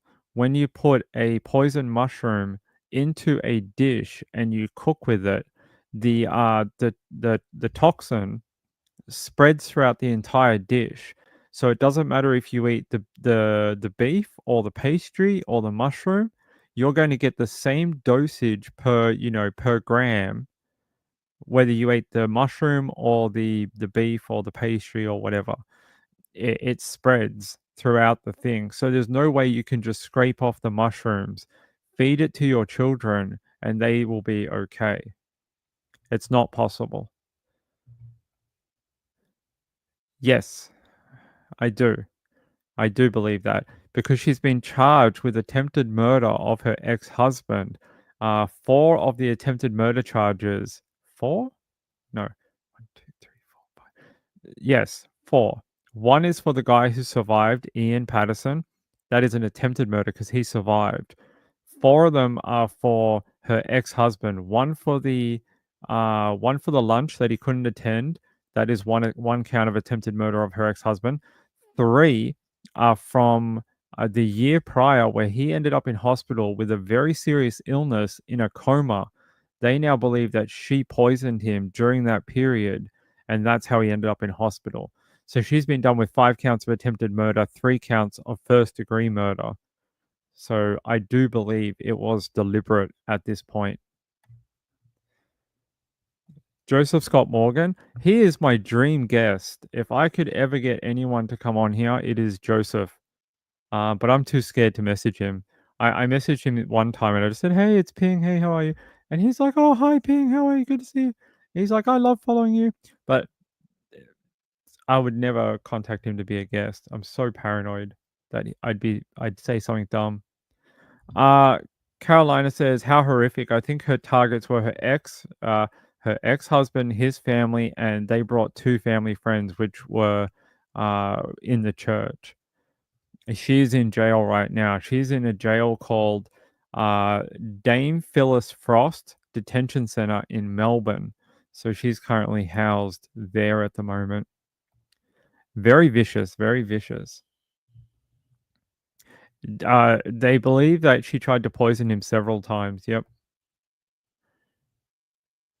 How many others go unknown? Probably several. I like him too. You'll ask him. He knows who I am. I know. I don't want to bother him. I don't want to bother him. He's so busy, man. Like he has so many channels he helps out. I don't want to be another annoyance for him. I know. He's a great guy. I love him. I think we both think very similarly. Like I think very analytically with a lot of things, and some people accuse me of being very black and white on certain stuff, but it's just how I am. So I really understand when he talks about certain things. It really triggers with my own the way I think. Yeah, I love Joseph. He's a great guy. My other one I'd like to get in is I'd like to get Lee Agan from Crime Online. Now, I've asked her a couple of times to come on, and she has not replied to me. I've tried to friend her on Twitter. She has not friended me back. So far, I don't think we're going to get that interview, which is a shame because I love Lee, and I think she's a great reporter. And she was literally my first pick to interview. I've never done I've done a couple of smaller interviews on this channel, but for a big one, I've always wanted to have Lee on here because she covers so many great cases. She does so many great writing for Crime Online. I would really like to do that, but I don't know. Maybe she's not allowed to or something. I don't know. Yeah, all he could do is graciously decline. I know. He'd probably love to hear from you. Maybe. Mike King, I do know Mike King a little bit. I one of my first live streams, I'll tell you a funny story. One of my first live streams that I ever did as a panel on Web Sleuths when I was at Web Sleuths, it was me, Mike King, Trish, and Stacy. And something was going on with my microphone and it was blaring like either reverb or like screeching noise. So I got kicked off the panel. Trish kicked me off. So my only one interaction with Mike King, which should have been a big moment, I end up getting kicked off the panel. So Mike King, I like Mike King too. Yeah. Scientific, isn't he gone into hiding? Hasn't he sort of become inactive? That's what I heard. Has he come back again? I heard Skep has sort of given up the whole YouTube thing. Or am I getting bad information? In the shape of the heart, it's been quite enjoyable. Yay, hey, I know it's late for you Eastern time. Hey, have a great day. Have a great Super Bowl Sunday tomorrow. If your team wins, congratulations. 4 million, is it true? I'll have to look that up. Yeah, thanks for joining in. I appreciate it. Danny Mitchell says he posted yesterday. All right, I thought he went inactive. I'll have to check it out. I must have got some bad info. I thought Skep had yeah, just become inactive. I thought he'd kind of given up the YouTube thing. That's a shame. I mean, not a shame. I mean, it would have been a shame if he did. All right, let's go. Let's go check out this 16-year-old Amber Alert. So I want to see if there's an update for us. Let me head over to Wisconsin.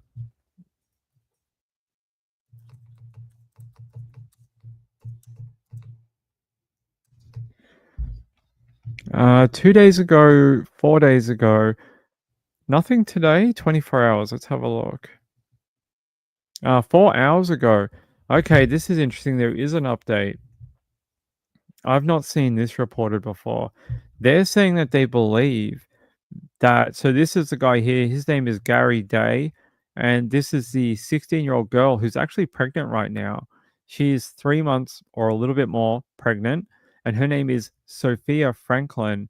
And this is her groomer. This is Gary Day, and he has a no contact order with her, and she's pregnant with his child right now. They have gone missing, and now they're saying they believe they could be in Missouri. they may have made it that far south. So they were originally in Wisconsin. So they have made it across the length, almost the length of the USA, north to south, almost. Um, yeah, it says here on Friday, the Missouri State Highway Patrol issued an endangered person advisory for Franklin in connection with the Wisconsin Amber Alert. They say Franklin and Day are possibly headed to the state of Arkansas and are on an unknown route of travel through Missouri in that Buick LaCrosse. They're saying, according to the Wisconsin Amber Alert, Franklin was last seen at her home around 9 p.m. Sunday. She is believed to be with Day, who was last seen around 8 a.m. on Monday. Officials say there is a no contact order between Gary and Sophia, also noting that Sophia is 3 months pregnant. So they don't believe he's in Arkansas anymore. They believe he's in Missouri. That's really interesting. Marjorie, see you later, my friend. I love you very much. Good night. Have a good night. In the shape of hearts, I'll be back. Sweet dreams when you get there. Yeah, good night, my friend. Danny says most of us came from Skeptic. Is that true? I didn't know that. What a great guy. I've worked with him a little bit on and off over the years. I know I worked and knew him when I was at Web Sleuths and things like that. We did a little bit yeah, we did a little bit together.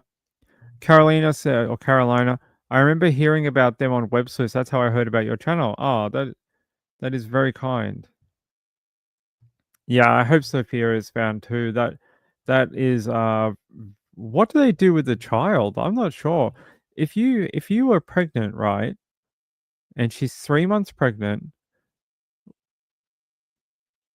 and it's a crime, right? So he's 40 years old. The state of consent in Wisconsin is 18, and they have a no contact order, so they're treating him as if he's a predator, which I would assume that is the case. What do they do about the baby? Are you allowed to keep the baby? Because it's a crime, right? The baby could be from statutory R word or abuse, that type of thing. How does that work? Can she carry the child to full term? Like I'm not sure how that works. Please join us again. Yeah, I hope you do join us again. I know a lot of you came from Web Sleuths. I've known you guys for years. There's some of you guys I've known for like 5 years. There's some of you people I've known forever. Yeah, there's some of you guys I've known for forever and ever. Dan Yee, that's funny. I didn't know that you came from Skeptic. I didn't know that. I thought you came from Web Sleuths. It's really interesting. That I had no idea. Things Ping learnt today. She can keep the baby. Oh, that's interesting. I didn't know. Like I didn't mean like they would be like you have to get rid of the child. It's just an interesting thought experiment because yeah, it could have been from one of those scenarios. Like she could have been abused for a period of time, and poor girl. They're saying here, yeah, I think that's it. Let me just double check. Yeah, Sophia Martin Franklin, that's her name. 13 hours ago, one day ago. Fox 2. Okay. Let me take you over to like an update thing if I can find it. Sophia Martin. Well, that didn't work. Hold on, guys.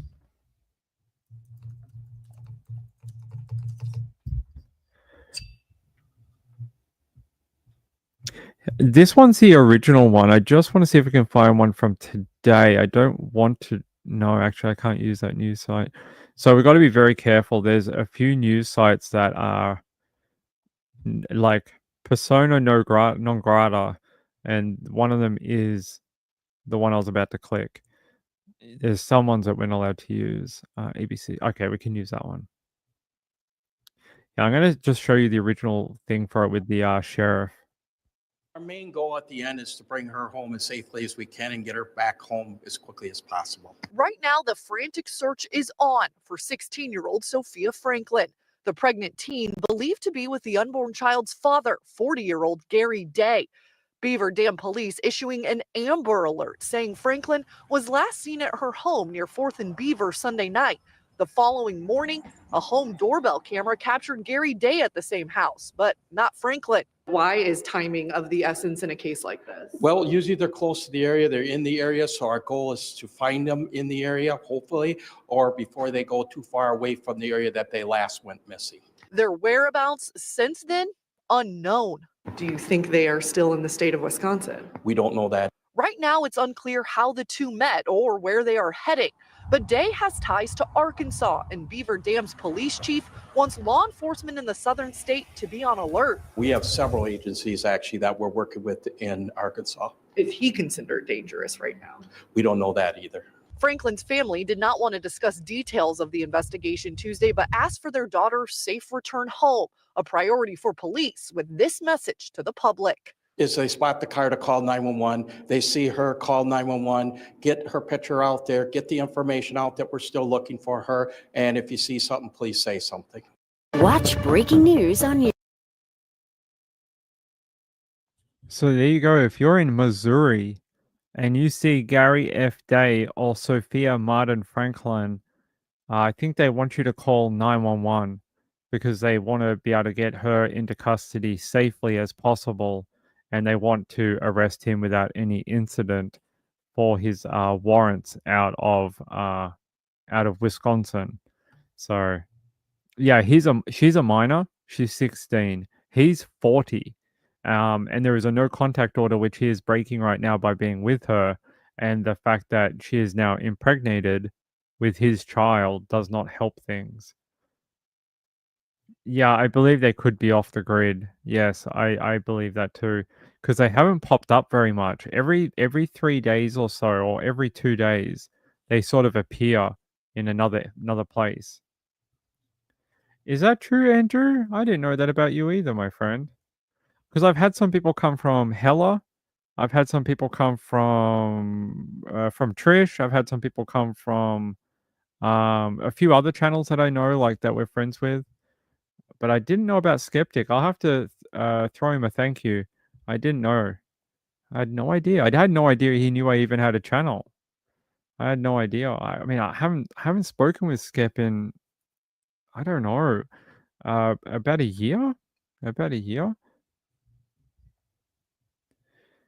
Sandra says, yeah, she can't keep the child. I didn't, yeah, that's not what I mean. I just meant because the child was possibly the direct proceed of a crime, is there any legal surrounding about that because she is underage? Like, would they make her, it's a really awful subject, but they wouldn't make her like terminate the child or anything, I don't think. But I want to take you out to, that's the only update I have, that they could be in Missouri. So keep an eye out. If you're in Missouri, Arkansas, or Wisconsin, or any connecting states, keep an eye out for Gary Day and Sophia. And try to get Sophia to a doctor so she can have a checkup, make sure her baby's doing okay. We'd like to see that her baby's doing good. All right, hold on. Oh, that's a different story. Okay. All right. I want to take you to Texas. And this is one of the weirdest stories I've read in the last couple of days. Oh, that's really sad. Did you guys... Sorry, I don't want to distract from this. This came across my screen just now. Apparently a TV reporter was found dead in his hotel before the Super Bowl. We'll talk about that in a minute, but let's go to Galveston. So Galveston County Sheriff's Office identifies 61-year-old grandmother found dead in Baycliff home, or Barcliff home, and they're saying that they are searching for this young man here. 2 teens tied to the death of a woman found dead in her Galveston County home on Thursday night. What the hell? All right, let's watch this.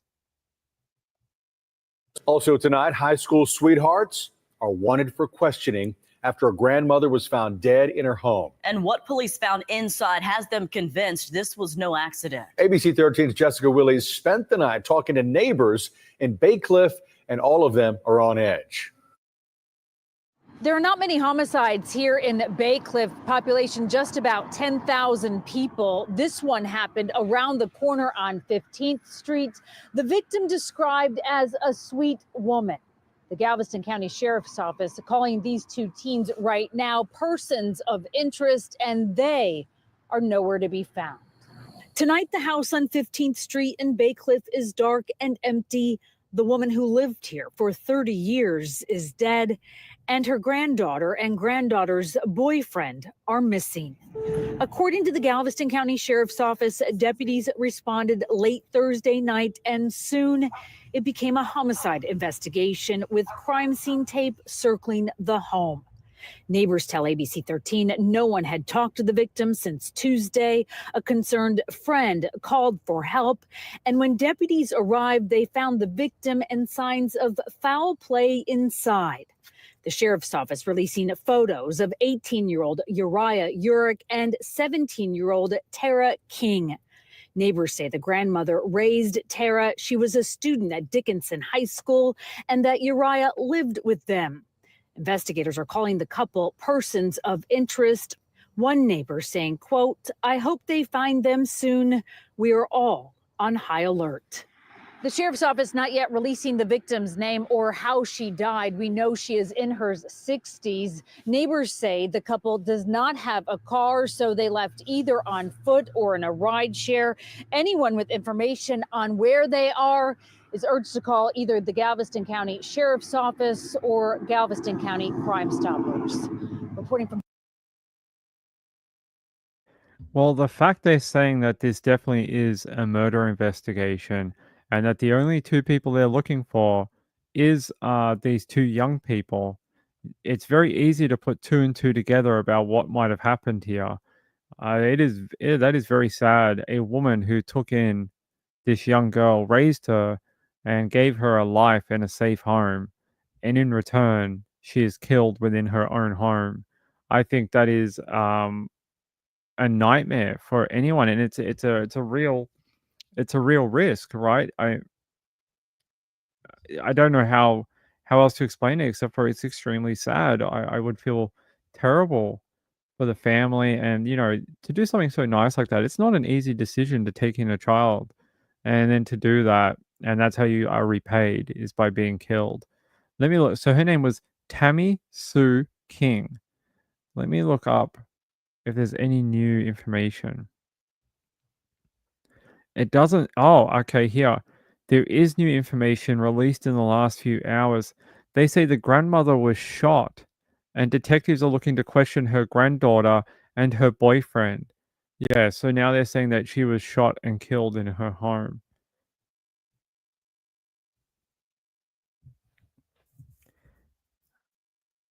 Annika, I love Annika. Annika is one of my favorite people. And same with Marlene Clausen.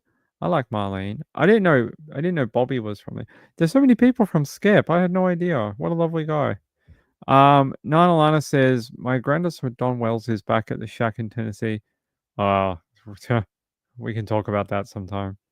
Yeah, I had no idea. I had no idea. Thank you, Skeptic. I appreciate it. Thanks, buddy. I had like a weird. Do you ever get like those weird deja vu things? Like in like it's almost like all of a sudden 2 plus 2 connects in your head. Something just connected, and I was like, hold on a second.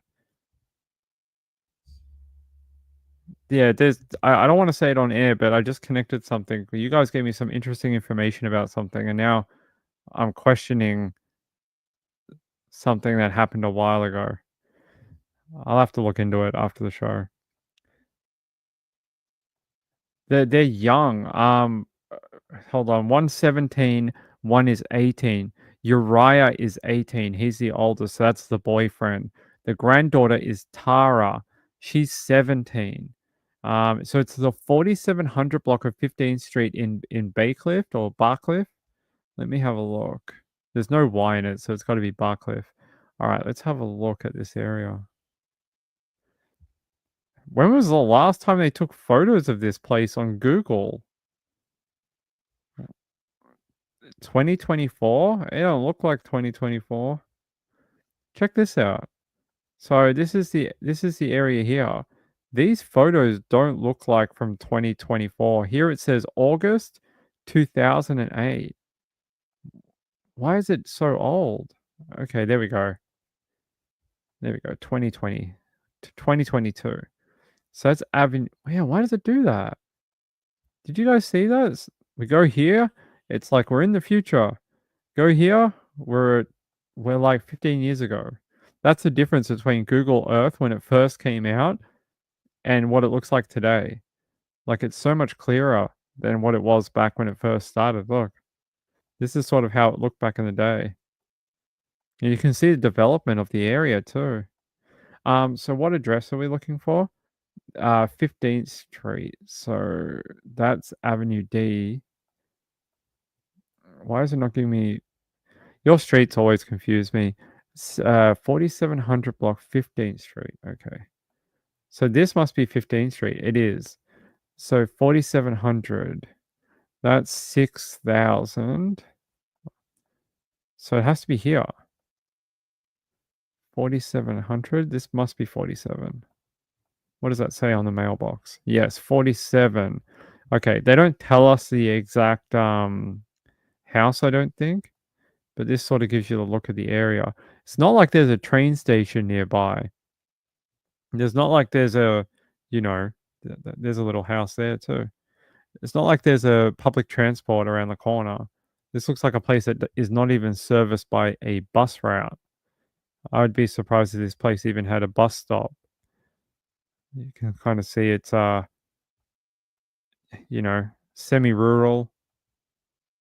I'm sure it's near a city, but I'm sure it looks like the unpaved roads and stuff. Yeah, so if they got out of here after killing the grandmother, allegedly, yeah, it's a ride share. I don't think they walked out of here. Hold on, let me type this in again. How far away from the city center are they? So if they wanted to escape, all right. Just want to see how far away they are from the city.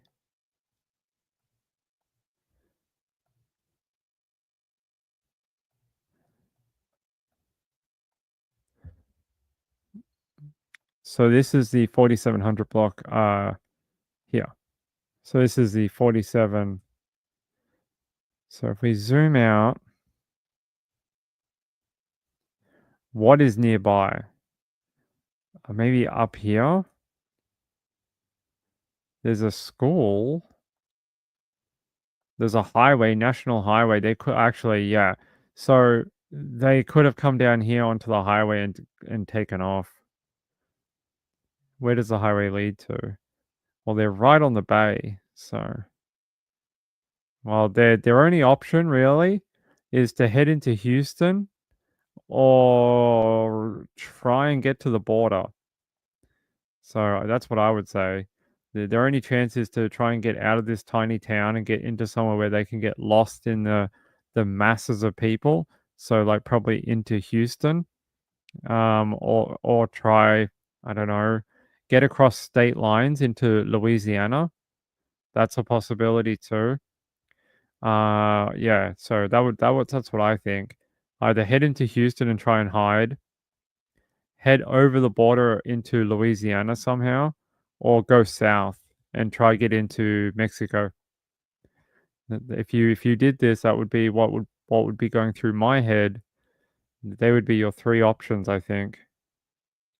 But they are teenagers. I don't know what kind of money they have, and I don't know if they know how to get across the border. So.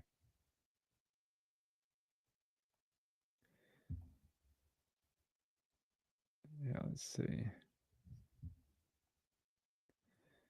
All right. I want to take you to the Galveston County Facebook page. They did put out an update here.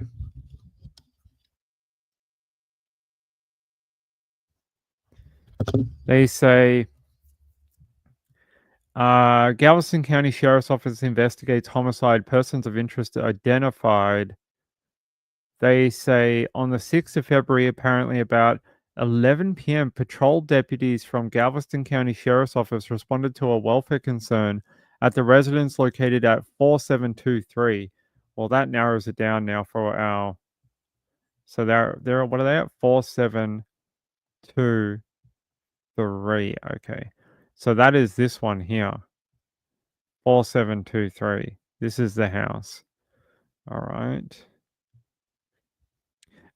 They say the call was made by a close friend of the resident who had been unable to contact the victim. Upon arrival, patrol deputies found a deceased woman inside the residence. The Galveston County Sheriff's Office Major Crimes Unit and Crime Scene Unit were called to the scene to conduct an investigation. Investigators discovered evidence indicating foul play. Detectives have identified persons of interest in connection to the case. Uriah Urich, and 18-year-old, and girlfriend Tara, 17-year-old female. The sheriff's office is requesting the public's help in locating these individuals for questioning. At this time, we are following all leads and taking every necessary step to bring clarity to the tragic incident. We are committed to solving the case, and any information from the community that can assist in the investigation will be invaluable. If you have any information, please contact Detective Hudson with the Galveston County Sheriff's Office at 409-766-2322 and select option number 2. You may also submit an anonymous tip to Galveston County Crime Stoppers online at p3tips.com or call 409-763-8477. And this is what I'm interested in. Here's some photos of them. Here's the both of them here. This is the one they've used in the media of the both of them.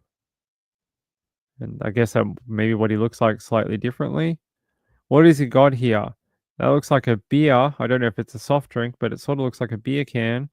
And he's got a pack of Marlboro Gold. So he's a smoker. Not anything against it. Ping was a smoker for 20 years and I gave it up. So I'm not going to judge anyone. But yeah, there you go. These two. 18 and 17. You emailed me another story, my friend? All right, let me have a look.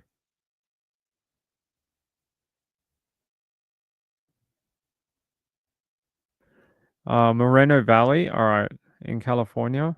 Okay, we can do that. I'll keep you updated on these two, but if you're in Galveston, anywhere near the Gulf, and you see these two hanging around looking a little weird, call the numbers that I read out before because they are wanted for questioning in the death of that 60-year-old woman who took in that girl, her granddaughter.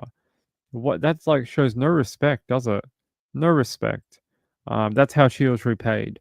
She was repaid by being shot and killed in her own home. All right, let's head here. Thank you, Moonlight View. Now to a family tragedy in Riverside. A pregnant teen is killed in a hit-and-run crash. The driver accused of running her down is her younger sister's boyfriend. The 19-year-old suspect is now facing a murder charge as well as 2 counts of sex with a minor. KTLA 5 Shelby Nelson joins us live from Riverside with that story. Hi, Shelby. Hi, Sam and John. This is just a terrible story. This teen mom was going to be giving birth to her first child, and according to a GoFundMe page set up by her family, she had planned on naming her child Elena. Her family says she was loving and caring, and the void that she leaves behind is just immeasurable. You can hear like the car revving, but we didn't know, we thought it was like the freeway. What neighbors didn't know was that the driver in this car had allegedly just hit and killed a pregnant teenager. And police say the suspect is 19-year-old Isaac Blackhorse Garcia of Moreno Valley. It was late Sunday night in Riverside. Police say Blackhorse Garcia was dropping off the victim's teenage sister, who was only 15 years old. He was having an inappropriate relationship with this pregnant teen's sister. He was bringing her back to the home, and when he was approached by family. When confronted by family, that's when police say the suspect sped off on Gregg Place and allegedly struck the pregnant teen with his vehicle. I was just really concerned because the screams, like they were like deathly screams, you know. The victim, now identified as 16-year-old Kaylee Corona, died at the hospital. This is a photo of her after family members created a GoFundMe account. Her unborn baby is clinging to life. I hope I'm not going to read in 1 second that the baby died. Please let the baby live. Oh my God, please. Let me look it up. What's her full name? I hope they let the baby live. Not let the baby live, but I hope the baby did live. They don't have any, like, you know. Please tell me the baby lived. Let me have a look.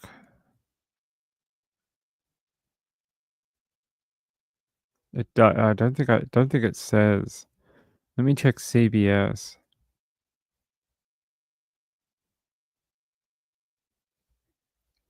Go away. Okay, it doesn't say. I hope that baby lives. They say hospital staff were able to medically deliver her baby prior to her death. Oh my God, that's so sad. She never got to meet her little baby. Oh, that's you read about this mom, right? This mom, same age as Megan Boswell, and I'm sure this mom would have loved to have seen her little baby before, and she was run down by this guy who was having a unlawful relationship, a sexual relationship with her sister. And it says here, Garcia was arrested and booked on suspicion of murder, hit and run resulting in death, and unlawful sex with a minor. So he was definitely in an inappropriate relationship. That's why the family were confronting him. Oh, that poor woman. That's really, really sad. I hope the baby makes it through. I'm gonna look back at the chat and they're gonna be like, no, the baby died.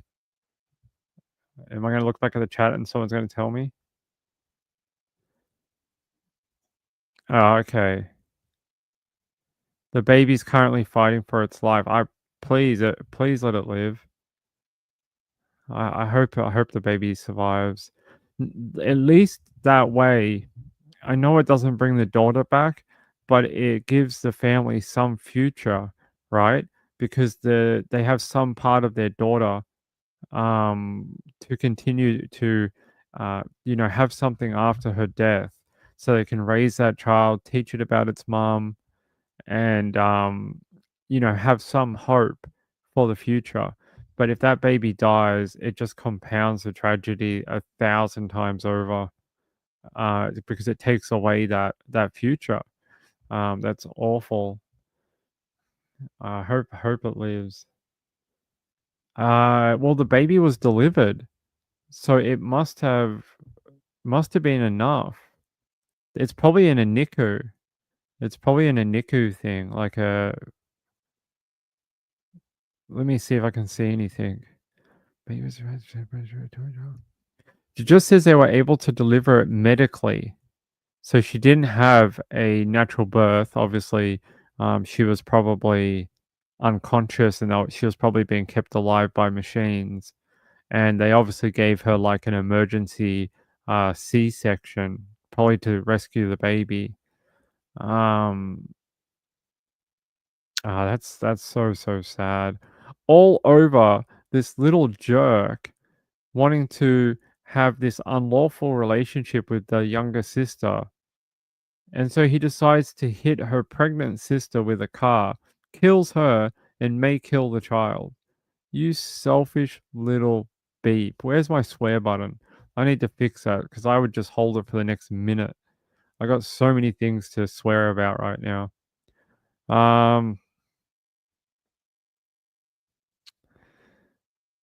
I'm trying to see if what's the girl's name again? Like her full name?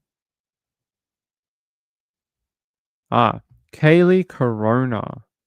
Okay, Kaylee Corona. So the baby's name is Alina. So it's a girl, I'm guessing. So Alina.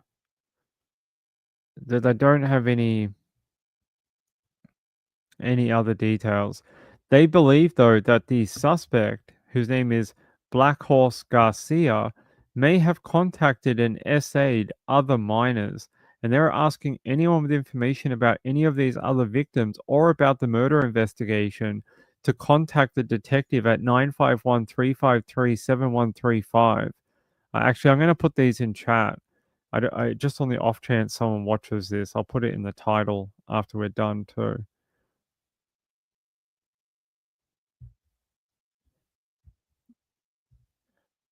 Yeah, it doesn't say. She looked pretty pregnant in the photo, right?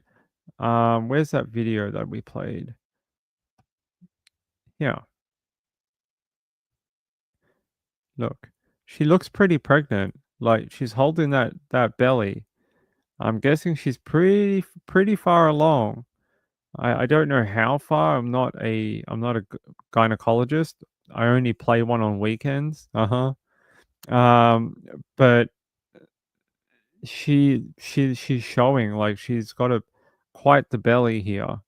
So I don't know how far along she might be, but she looks very, very pregnant. But hey Brenda, how are you, my friend? I hope that Mrs. Ping is feeling better and she's out of hospital. She is out of hospital. Is she feeling better? No. She is still currently awaiting surgery. So we're still waiting to find out what the options are and how big of a surgery this is going to be. But it's the end of this road. The end of this road is a meeting with a surgeon. So she's meeting with a surgeon this week, and we'll go from there. We're meeting with the surgeon on Wednesday. So I don't know, but I just know that the end of this story ends with surgery and some sort of recovery, and I don't know how long it's going to be, but we're preparing for the worst right now, that it might be up to like 8-12 weeks, something like that. So yeah, but she is out of hospital at least. Nikki says, what's with the younger sister being with him? I don't know. You'd have to ask the family. Retired RN says, as long as the baby wasn't injured too. Yeah, in the car crash. Hopefully it was protected enough. Thanks. I appreciate it. Let's hope that By the way, Sean, there was a woman in the news the other day that had the same thing you did, and she got it from an onion. Did you see that? There was a What is going on outside? It's like a tornado out there. It sounds like I've never heard the door sound like that. Have you? I've never heard the door sound like that. It sounds like there's a tornado outside. Yeah, there was a lady that had that same thing you got from a potato. She got it from an onion. She had the same thing you did. The older girl was only 16, 1 year older than the other sister. Oh, she was old.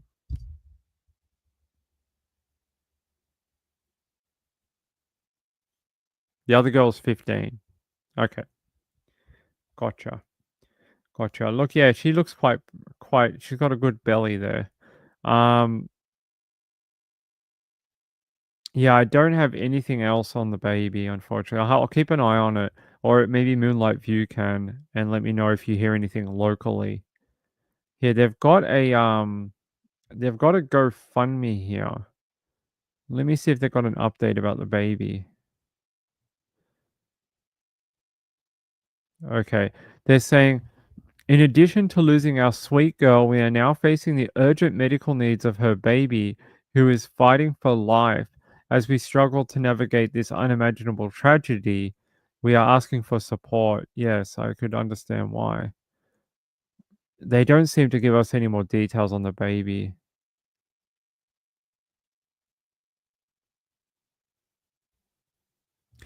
Wait, hold on. In that video we watched, did they say that she was almost due to give birth? Hold on.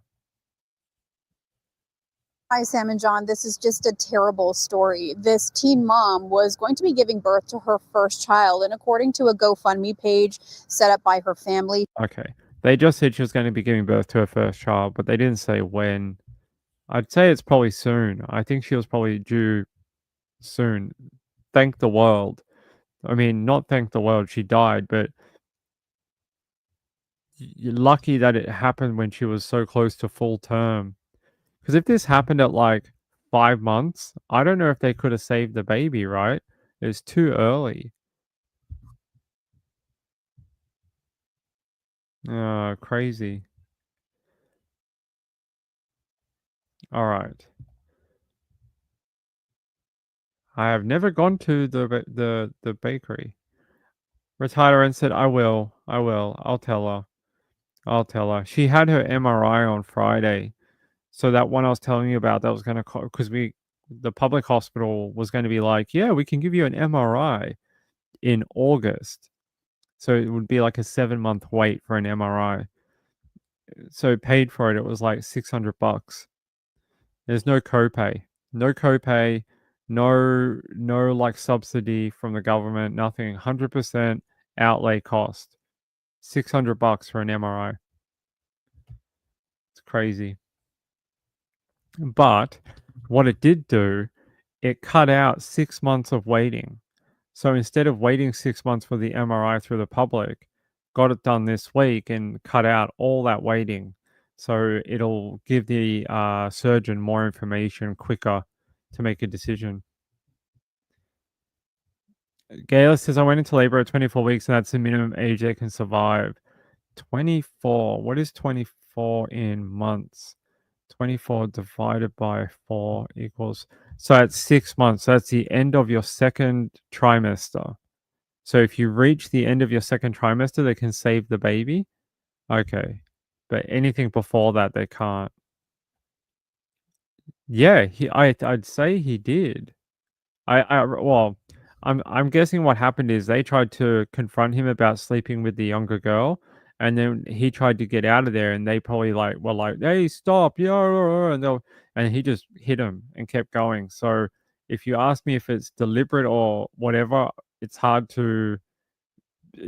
But basically, yes. So if you could imagine the situation, he goes there, he drops off the girl he's not supposed to be sleeping with because she's underage and under the age of consent. He pulls up, the girl gets out, then the family are like, hey, what are you doing? Hey, like, why are you doing this to this young girl? Like, stay away from her. And they surround his car and they're like yelling at him and saying, like, what are you doing? And he's like, I just want to get out of here. So he like stomps on the gas and he hits the pregnant girl. That's where my mind goes when I hear this scenario. So deliberate, I'm guessing yes, because he's got control of the motor vehicle. He doesn't have to drive. He doesn't have to hit her. So I'm guessing yes. Retirement said the baby could be delivered even if it's 25 weeks along. Just survival may not be possible. Oh, really? Oh, that's very interesting. Retired RN. 23 weeks. It's very early. Only little babies. Yes, yes. I think so.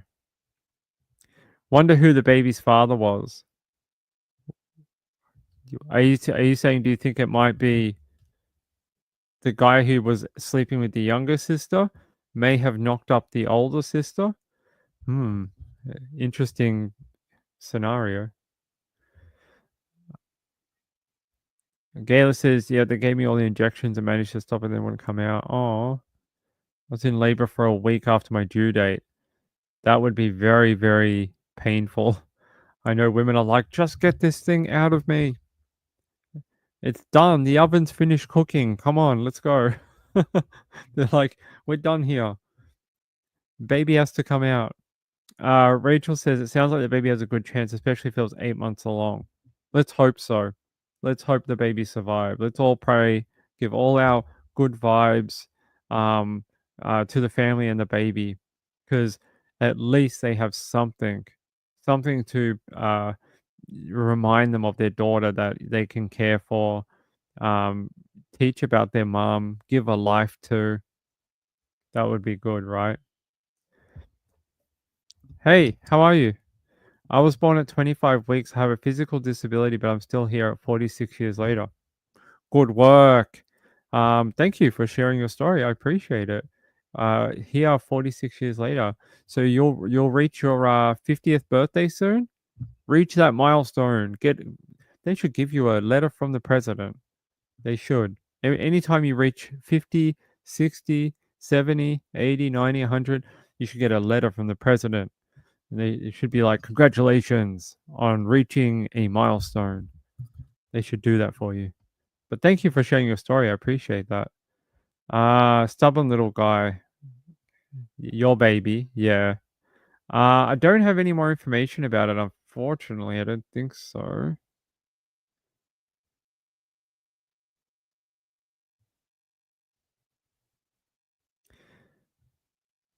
I'm just trying to see if there is something about Kaylee. So her name was Kaylee Corona.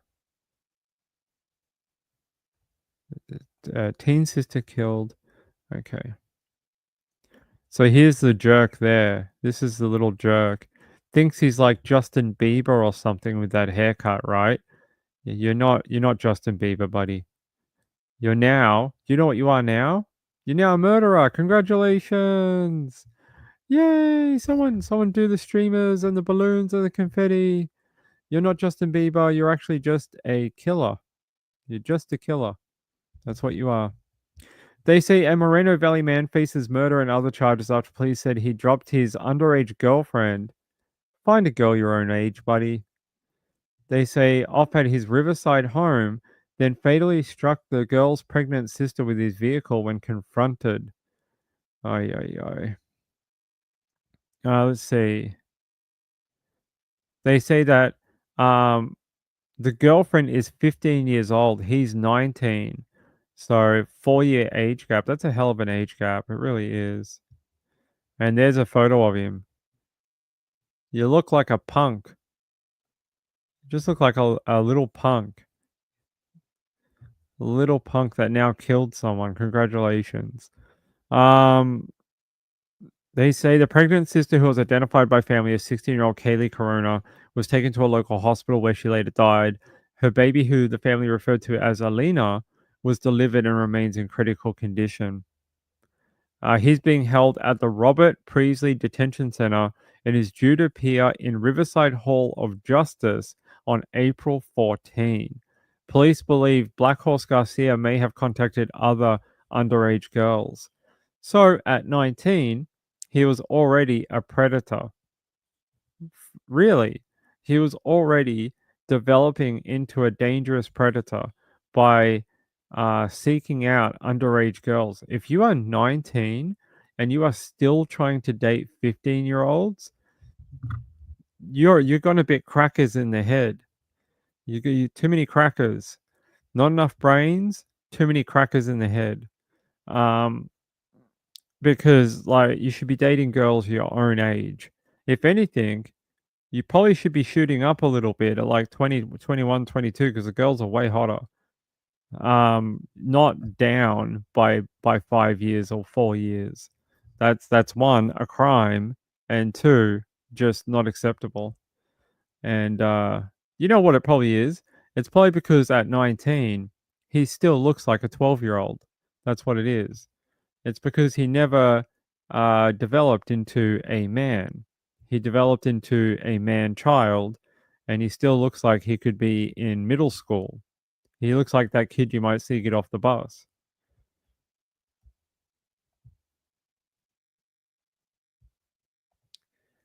Let me see. Yeah, I know it's the same one. Yeah, it's very late. What time is it? Okay, we're gonna go at the top of the hour. 4 more minutes, and we're gonna get out of here. That's right. They do. They make us tough. They make a. I'm originally. I grew up in Sydney for a lot of my life. I grew up in Parramatta for 20 years, and then I moved south to Melbourne. But I'm originally from from Sydney. So I am with you. They make them differently in Sydney. Rachel said, I was 2 pounds at birth, made it in 1972. I think the baby has a good chance. Yeah, let's all pray that the baby survives. All right. All right. Let's get out of here. It's been a long live show. We've been on for freaking ages. Hold on.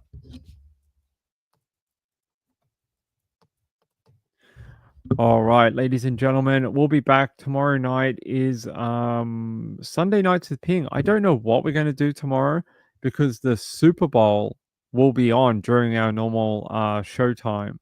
So I don't I'm guessing the majority of people are going to be watching the Super Bowl. It is Super Bowl Sunday. I don't know what we're going to do. Normally, traditionally, on the Super Bowl day, we don't do a show because it's just not worth it. Everyone's just going to be off watching the big game. I don't know. Let me know what you say. Let me know what you think in the comments. If you want a show tomorrow, even during the Super Bowl, I'll do one, but just let me know if that's something that you want. Let me thank these people, by the way. Thanks for Danny for gifting out that membership. I really appreciate it. And for Wendy R for the super chat earlier on tonight, saying always enjoy your upbeat show and the variety of topics you cover. Thank you. I appreciate it. Hey, Dr. Michelle, how are you? Good to see you. Is Princess Annabelle your cat? Is that the cat in the photo? Do you call her Princess Annabelle? That is a great name. Let's see. Yeah, the NICU nurses are amazing. The nurses who work in neonatal, amazing. They do God's work. They are some of the most underpaid, overworked people, and nurses are already that anyway. But the neonatal nurses, they are miracle workers. They are the best people. They are always, they love their clients. They put all their heart and soul into their job, just like nurses do.